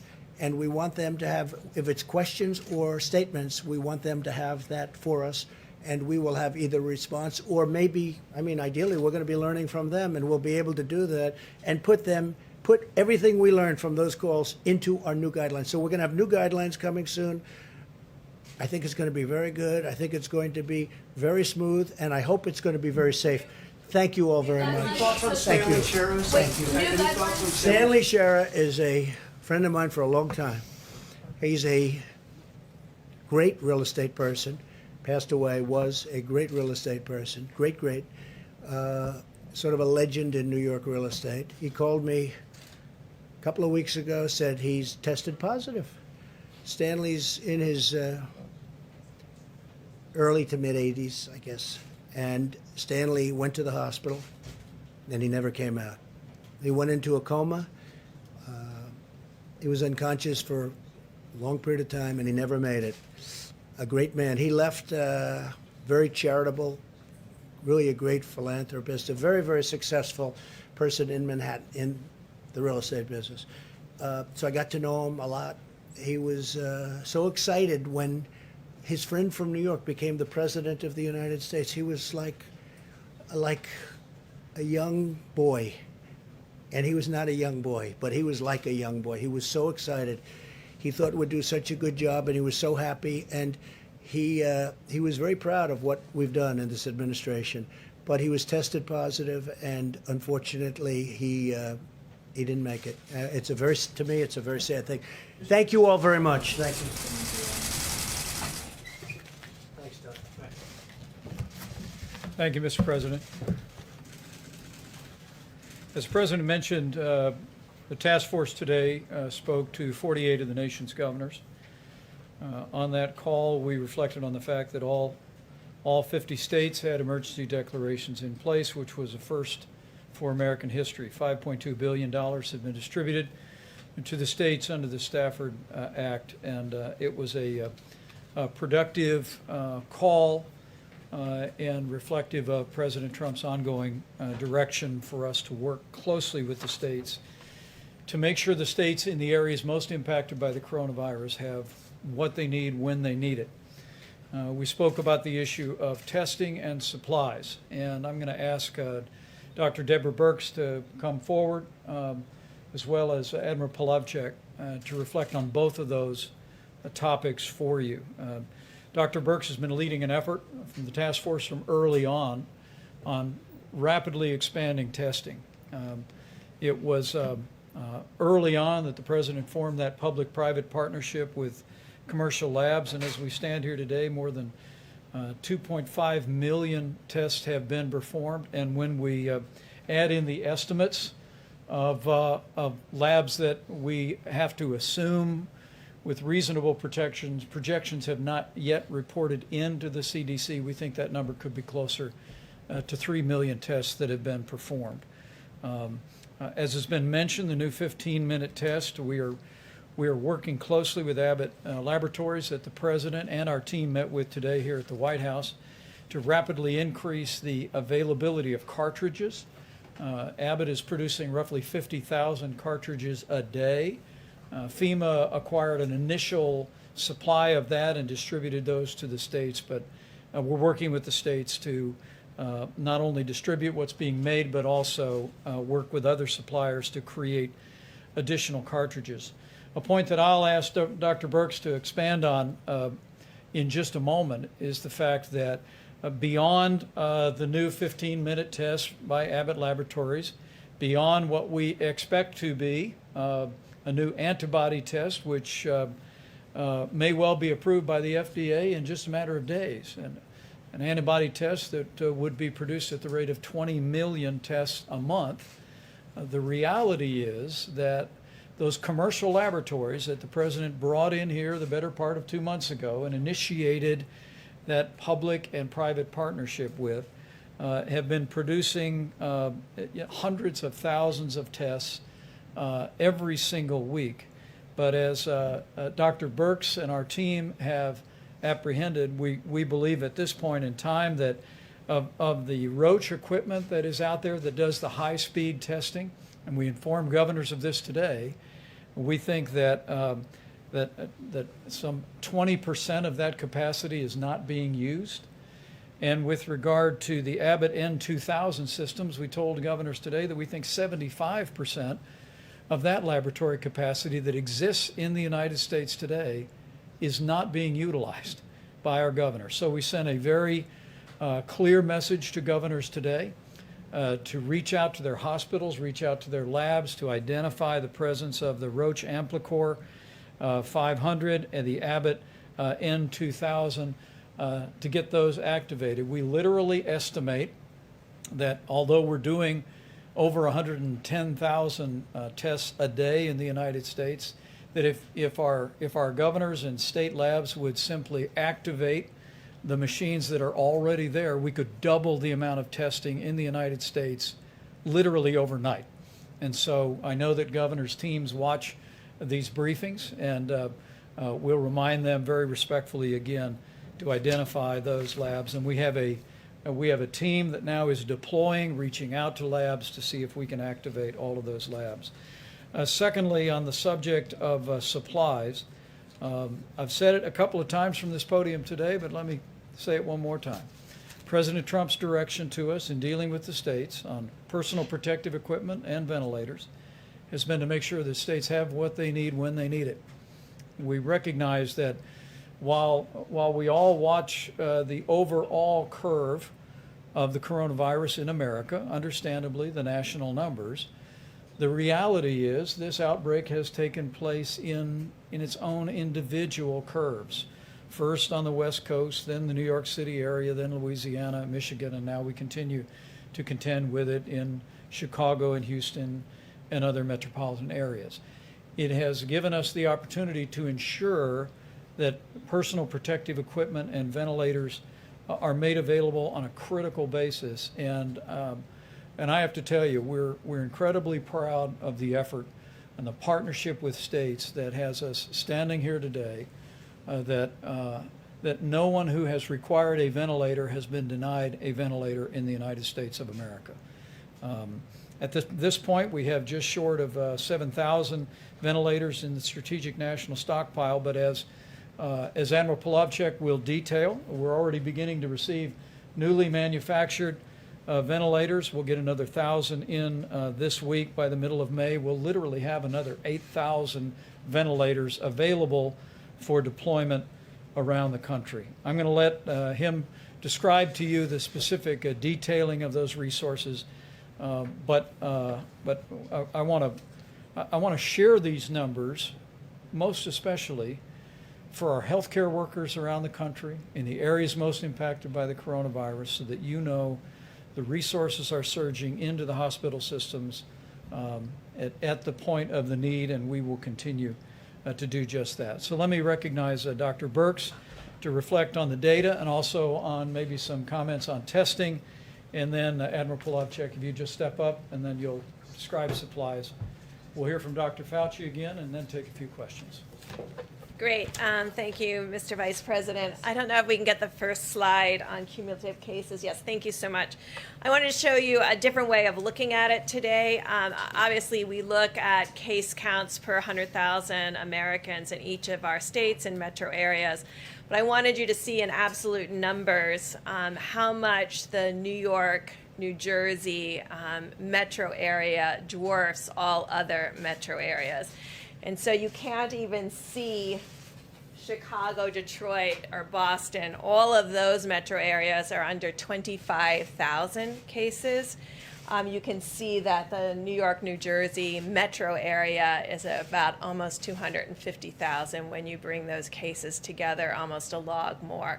And that's why you hear us talking a lot about the metro area of New York and New Jersey and the counties of Rockland and Westchester and Suffolk and Nassau and Bergen, New Jersey, and why we're so focused on getting resources to that metro area. If I can see the next slide then.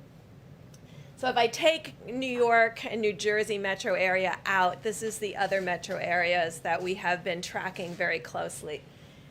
I wanted to show this to you so you could see how those curves are already starting to plateau. So if you look at Detroit, if you look at Philadelphia, if you look at Louisiana, Louisiana's in green, Detroit is in gray. You can see across the board, across these metro areas with have a higher concentration of individuals. This is what the American people in these large cities have done, where it is more difficult often to socially distant. And then we're just really impressed by the work of the mayors and the governors to make this happen. I also wanted you to see this because you can clearly see Chicago and Boston. And so Chicago is in the orange and Boston is in the yellow. They're crossing Detroit. And that's why we have been very much focused on the needs of those areas. And there's one, and Providence is also in that category. It's difficult for you to see them because they're much further down on the slide.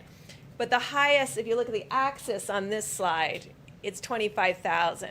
The axis on the last slide was 300,000. And so that's why I really want people to understand each of these epidemics, small epidemics in each of the metro areas, we're tracking independently, as well as any epidemics and outbreaks that are happening in some of our other states. So I just wanted you to have that perspective of how significant the New York, New Jersey issue is and why we've been tracking that so closely. But I also wanted to assure all the other states that we're tracking them also very closely. and really working with the governors and mayors. And that's why I wanted to see that not only are the curves flattening in some of those major metropolitan areas, but they're starting to decrease. And this is what we're very excited about. These are cases. We also know that mortality will lag. And so we're really tracking also the number of individuals who have succumbed to the COVID-19. I also wanted to really note here that, yes, our mortality is less when you combine European countries equal to the size of the United States. And I think this is really two things. One, it's the incredible work of the American people, but it's also the incredible work of our healthcare providers and the system of each of these hospitals that have the resources and the ability to respond to the needs of the COVID-19 patients. And I think you can really see the superb healthcare delivery that is happening by the low mortality. Just to mention really quickly about testing, because you've heard me before talk about it, and then it was a little bit misquoted and misaligned, but there are multiple Abbott machines, so I'm going to be very clear, having spent years in the laboratory. The high throughput machines, which are the Roche 6800 and the 8800 on Roche, and the Abbott M2000, these are the machines that run between 500 and 1,000 assays at a time. The Abbott company worked really hard 3 weeks ago in getting 1 million tests out there to be utilized, and they can make 1 million tests a week for all of our laboratories that have these platforms. And so far to date, somewhere around 250,000 tests have been utilized in 3 weeks worth of work. And that's why we've really been appealing to the laboratory directors to really bring all those machines on. Last week, Dr. Fauci and his incredible team of researchers have agreed to really reach out and find additional Roche and Abbott high throughput machines that are in research institutions and doing critical research work, to bring them online also, to supplement the other laboratories' work, to create a mosaic and a complete strategy that brings together the high throughput platforms with the medium throughput platforms, with what are the low throughput but rapid platforms, which is this ID Now. ID Now is not going to be the answer to the number of tests that we need over the next few weeks. Those run a test every 15 minutes. And we can get about 55,000 cartridges a day. But I just got done saying that these other machines, of which we have hundreds of, can run 500 to 1,000 in a single time frame. And so we need to bring all of these assays together, and a team has been created to call every single laboratory and every single research institution across the United States to define the complete capacity in every single state, because it shouldn't be our expectation that every governor understands exactly everything that's in his state. But we have to understand everything in every state in order to be able to meet the needs of the American people as we increase testing. Now, I know you all know that in 3 weeks we went from 300,000 tests total to 3 million tests total in 3 weeks. We know that we have to further increase that. That has been done really by HHS and Admiral Giroir and the team up there. And we're going to supplement that team to really bring on all of the additional resources and platforms that we have in the United States of America, just like we did with ventilators, to bring all of the capacity to bear so that we can also continue to increase testing.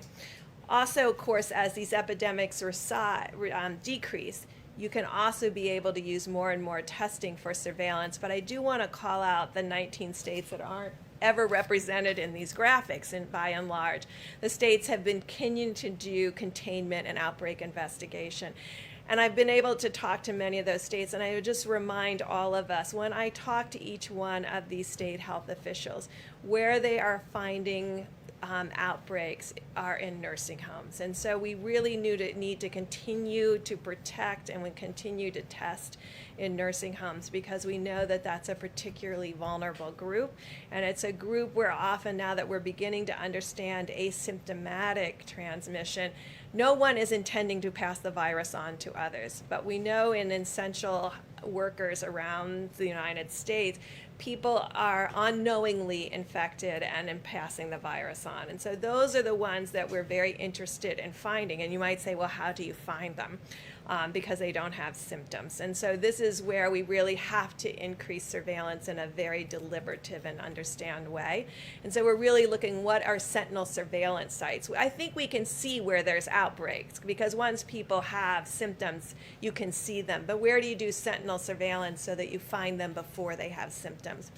This is what we have done for decades in HIV, and it's what's allowing us right now to really control the HIV/AIDS epidemic in sub-Saharan Africa, because we're finding people when they're asymptomatic and treating them when they're asymptomatic. So this is something we know how to do, and it's something we're working very closely with CDC and others on to make sure that we can bring that full capacity to the American people. So these are just some insights on what we're working on. We're continuing, obviously, to track every single county and community. And then finally, I'm going to call on one additional group. There's a group out there of our HIV/AIDS activists and community workers that understand these tests that I've been talking about, these RNA-based tests, because they often get viral loads in HIV. They will know how to explain this to the community about sampling and what it means to run those assays. They are essentially virologists. They understand all of these assays. They also understand the antibody assays, because it's the antibody assays that they counsel and utilize in HIV testing across the United States. And they will be our translator to the American public and to their local mayors. They understand these tests. They are essentially understand all the virology and all the immunology. And I'm really asking all of them to help us communicate what these tests are so the community is ready for them. Because antibody tests measure something very different than the viral load in the front of your nose that we're using for diagnosis. And so really being able to understand all of those tests, when to use them, how to use them, will be really critical. But the great thing is, in the United States of America, we have these community groups that understand these tests very well and will be able to discuss them at every level with their community. I'm going to call Admiral Plavchik up in a minute, but I have to call on Dr. Tony Fauci. And let me just say something really straight from my heart, if I can. You know, I lost my dad 32 years ago today. April 13th is always a tough day for our family. And this morning, when my brothers and sisters were sending around pictures of Dad, like we always do, I just thought of the families of the more than 22,000 Americans that we've lost. And I just want to tell you that you're on our hearts, and you're in the prayers of millions of Americans as you deal with this heartbreaking loss, as well as families that have family members that are struggling with serious illness. But let me just encourage everyone that in the midst of that loss,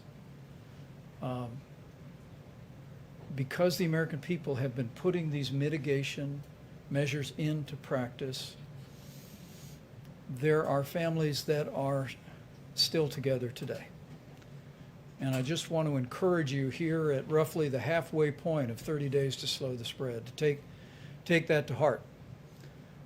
In no way minimize the losses that we've experienced as a nation and as families. But to be encouraged to know, when you see those numbers on the vast majority of states, that because of what the American people are doing, it's working.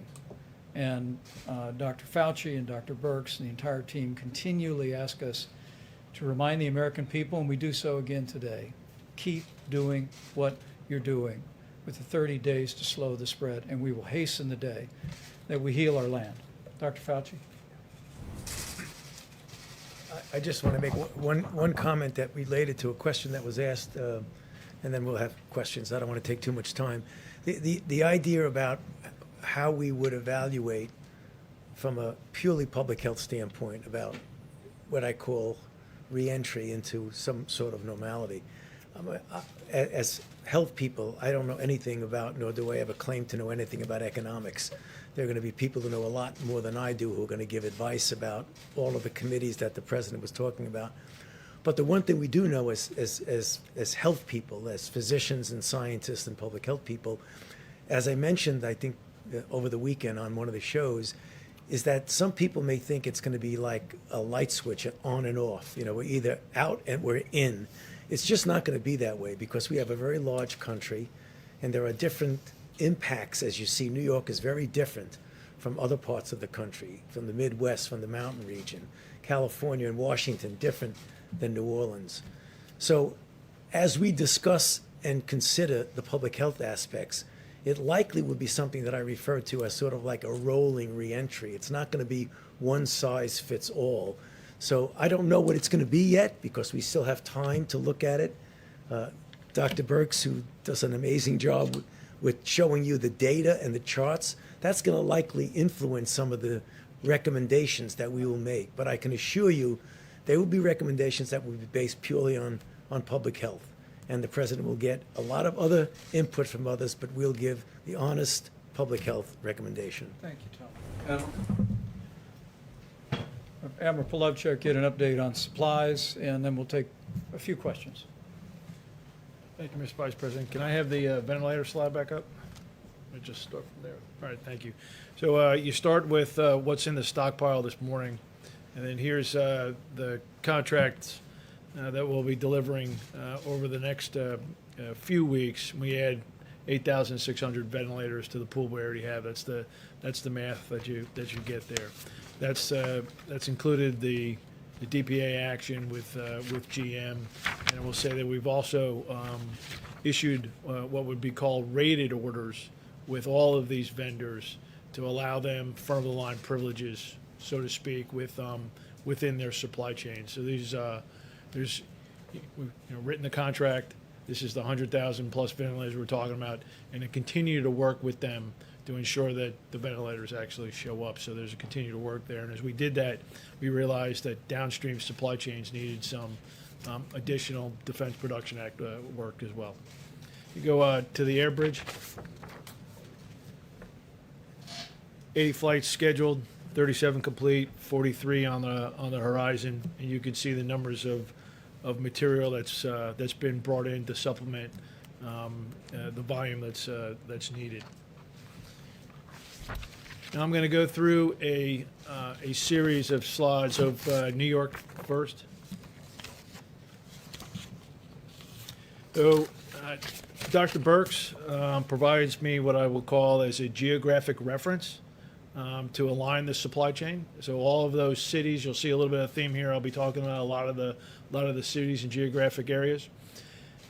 Align the supply chain to those geographic areas to try to get as much there, while realize the rest of the nation needs supplies as well. And then we aligned the supply chain to site of care, public hospitals, VA, private hospitals, nursing homes, first responders, acute care, and on down the line. So the last business week, so Monday of last week through Friday, Saturday of the past week, these are the amounts of materials that came into the New York, New Jersey metro area, and you can see the volumes there. So if you can go to Detroit, we talked about their hotspot.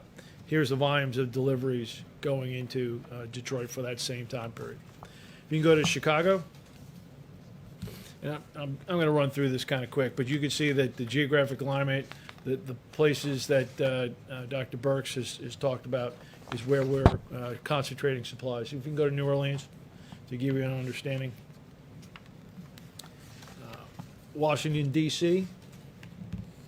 Right, so I hadn't talked about that. Today was a very kind of early entry into the Washington, D.C., Baltimore, right? Positioning supplies ahead of need, we hope, in Washington. Go to Baltimore, and you can see the volumes there, trying to get ahead of that. And then Philadelphia is next. And then now the next slide is a 9-city roll-up. And so to save a little time, I did not include Boston and Houston in there. So you can see the volume of material flowing through a commercial network, air bridge, their supplies, into geographic regions, and then further prioritized to site of care.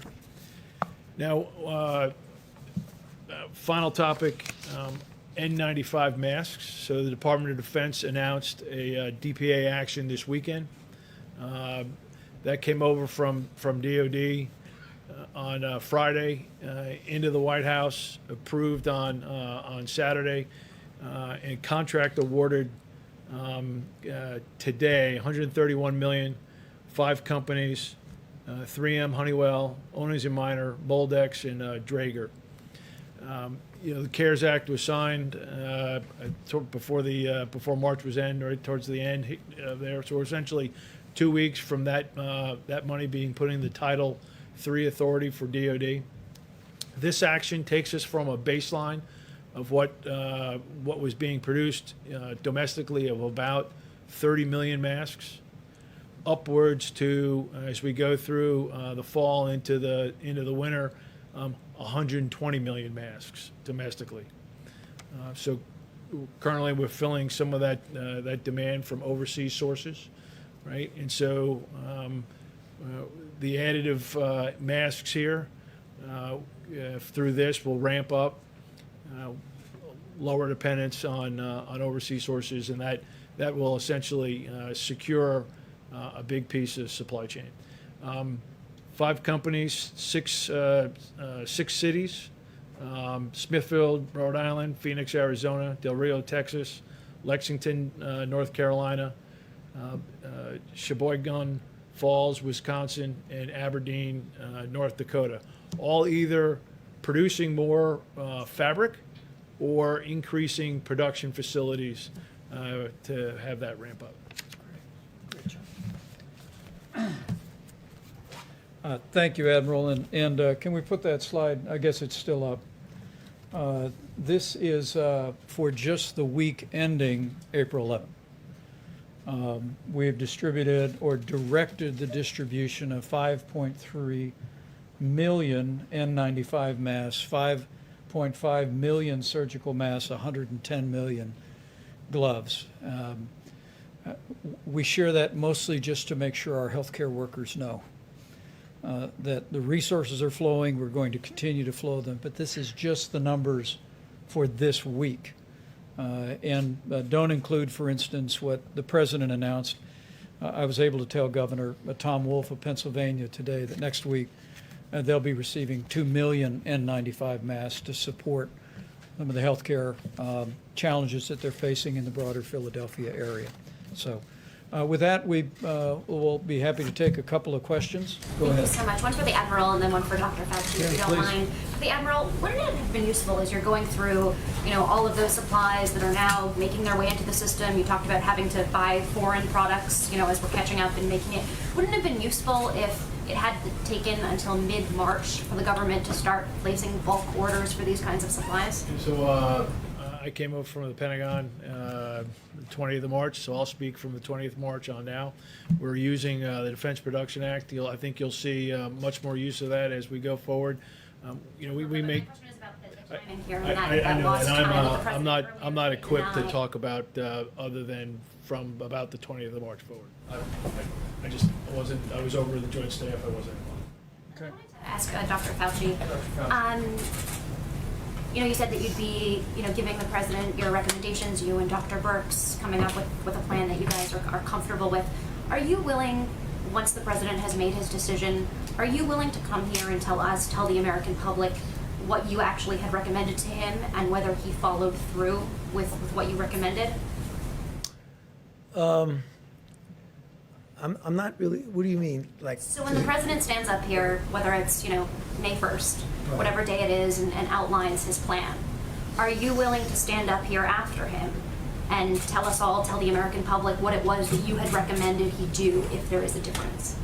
I have to think about that because when you have conversations with the president, sometimes they really should be confidential in what you give him because he's going to have to make his own choice. I'll have to think about that.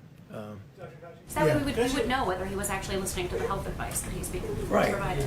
Yeah, he is. I mean, I can tell you one thing, he'll listen. But I think what's going to happen, I don't know for sure, is that he will get input from a number of individuals representing a number of aspects of society. One of them will be a health. The only thing that I can tell you is that I will give him the advice based on evidence, my observation of what the best public health approach would be. Dr. Fauci? Yeah. Just to go back to where we started today, which was with the president's seeming frustrations with some of the reporting about his early decision-making process in January and February. As I'm sure you know, the reason we in the press do that kind of reporting is so that the next president that comes along and has to deal with the pandemic learns some of those lessons. Having watched this unfold up close, what do you think were the mistakes that were made early on that a future president could learn from, with the benefit of hindsight, of course? You know, there's no president gets everything right, obviously. I understand. I don't want to use the word mistakes because when you're in the fog of war, when you're doing something, you have to make decisions. You get input from a number of individuals. It's always a moving target. And I just don't want to have anything taken out of context because I already had one of those already in the last couple of days. So I don't want to go through it again. I wouldn't say mistake. Could things have done better? Of course. I mean, nothing is perfect, and you could always do better. But I mean, I hesitate to say something is a mistake. With the benefit of hindsight, with that caveat, what could have been done better? Well, I mean, I can't comment about anything outside of my own field, but the thing that when I think back on was evolving in my mind was something that was a virus that was much worse than what I had thought it was going to be, based on what we had learned early on, when it was first felt to be something that just jumped from an animal to a human. And really didn't have much capability of going human to human. And then all of a sudden you find out that not only was it not just animal to human, but there were a lot of, that's probably the way it started. But then as you go back and you realize there were probably a lot of infections that maybe if we had dealt into that a little bit more, we could have learned that not only is it affecting human to human, but it's transmitting really efficiently. When I question myself, I'm not perfect. Maybe I wouldn't say made mistakes, but maybe I should have really tried to delve into that a little bit more about what was going on. But the information wasn't as forthcoming as I would have liked. And then all of a sudden, when you find out that you're dealing with something that is not only what had been your worst nightmare, because people ask me that, what is your worst nightmare? A brand new virus that's respiratory transmitted, that has a high degree of transmissibility, that has a high degree of morbidity and mortality. You know, is that a mistake? Maybe I should have been able to realize that earlier. I'm not sure it's a mistake. It was just an evolving thing that we finally realized and said, whoa, this is really worse than we could have imagined. Question. All right, last one, guys. How about one more? When you met with Abbott Laboratories today, what did you ask them to do? What did they say they could do? Well, we spoke with Abbott Laboratories today about how we can increase significantly the production of cartridges for the 15-minute test. Because remember, we're not only scaling to rapidly expand testing across the country today, and it's one of the reasons why you heard me and Dr. Burke say that we have an entire team now that's going to be working with governors and with laboratories around the country to identify the machines that already exist today and that could be activated and doing tests. But we also want to work with Abbott Laboratories for the longer term, because if the current trend lines hold, and I hope and I literally pray that we will soon find ourselves on the downslope of the coronavirus in this country. This epidemic in its current form will come to an end, but as we make decisions and in the days ahead to reopen America, what President Trump also wants to do is have a policy in place to stay open. And having the kind of surveillance testing available around the country so that CDC can do the immediate contact tracing when you have a positive test, so that we can deploy resources like the new Abbott 15-minute test specifically to nursing homes. We spoke today to Governor Baker in Massachusetts, Governor Hogan in Maryland, both of whom have been very innovative implementing federal guidelines for preventing the spread of infectious disease at nursing homes, and we commend them for that. But being able to increase the manufacture of those devices so they can be deployed going forward in the months ahead is also a focal point of our efforts. So rapidly continuing to expand testing today. The governor of Louisiana told me today that they had tested at the highest per capita, according to his numbers, of any state in the union. We congratulate him for that. But making sure that going forward we'll have the infrastructure of testing all across America to deal with the coronavirus should it return in the future. With that, let me bid you all a good evening. We will be back tomorrow. And Vice President, I just have a question about these cartridges and this timeline, because the New Hampshire governor says the federal government is in charge of distributing those, FEMA is. So what is the timeline for when they'll have enough of them? Because they say they don't have enough, Illinois said they didn't have enough. So look, what's the timeline that you're working with? Yeah, let me let Dr. Birx address that, but there was an initial tranche that we purchased. There's some 18,000 Abbott Laboratory machines around the country. And FEMA acquired a certain amount that were immediately distributed across the states. But now Abbott Laboratories is literally producing some 50,000 a day. Those are available on the open market. And we're also going to be working with Abbott and with the states to deploy those resources. And we're also working with other manufacturers to increase the production of cartridges. But if there's more to that you want to add, that was perfectly said. I just want to, sometimes you ask these questions and I just want to make sure that people understand. So a third of them went specifically to Indian Health Service and these states that have smaller epidemics. 2/3 of it went into the public market, mostly targeted to the places where there's high disease. But only 2/3 went that way so that people could purchase them directly, and 1/3 went to the Indian Health Service and to the smaller states that really need these. And so I think what we're trying to do now is balance the entire testing framework of medium, low, and high throughput machines to give everyone the maximum flexibility state by state based on what the needs are at that moment. If there's an outbreak and you have to do 5,000 tests, you're not going to do them on an ID now machine that takes 15 minutes for every negative, but you're going to do it on your high throughput machine. So making sure everybody knows where everything is and what is being run will be really critical moving forward, because we can't leave anything not on, everything has to be on the table in order for us to be able to dramatically increase testing. We went up by a log in 3 weeks. So if we're going to increase again, it's going to have to be getting every piece of equipment on. Let me just again say thank you all for your time and attention, and thanks to every American who's joined us tonight. And I just want to encourage you, we're going to continue to lean into this effort to expand testing across the country, to deploy supplies to our incredible healthcare workers that have done such an amazing job in the midst of the coronavirus epidemic. But my last word on behalf of the President, on behalf of our entire task force, is it's 30 days to slow the spread.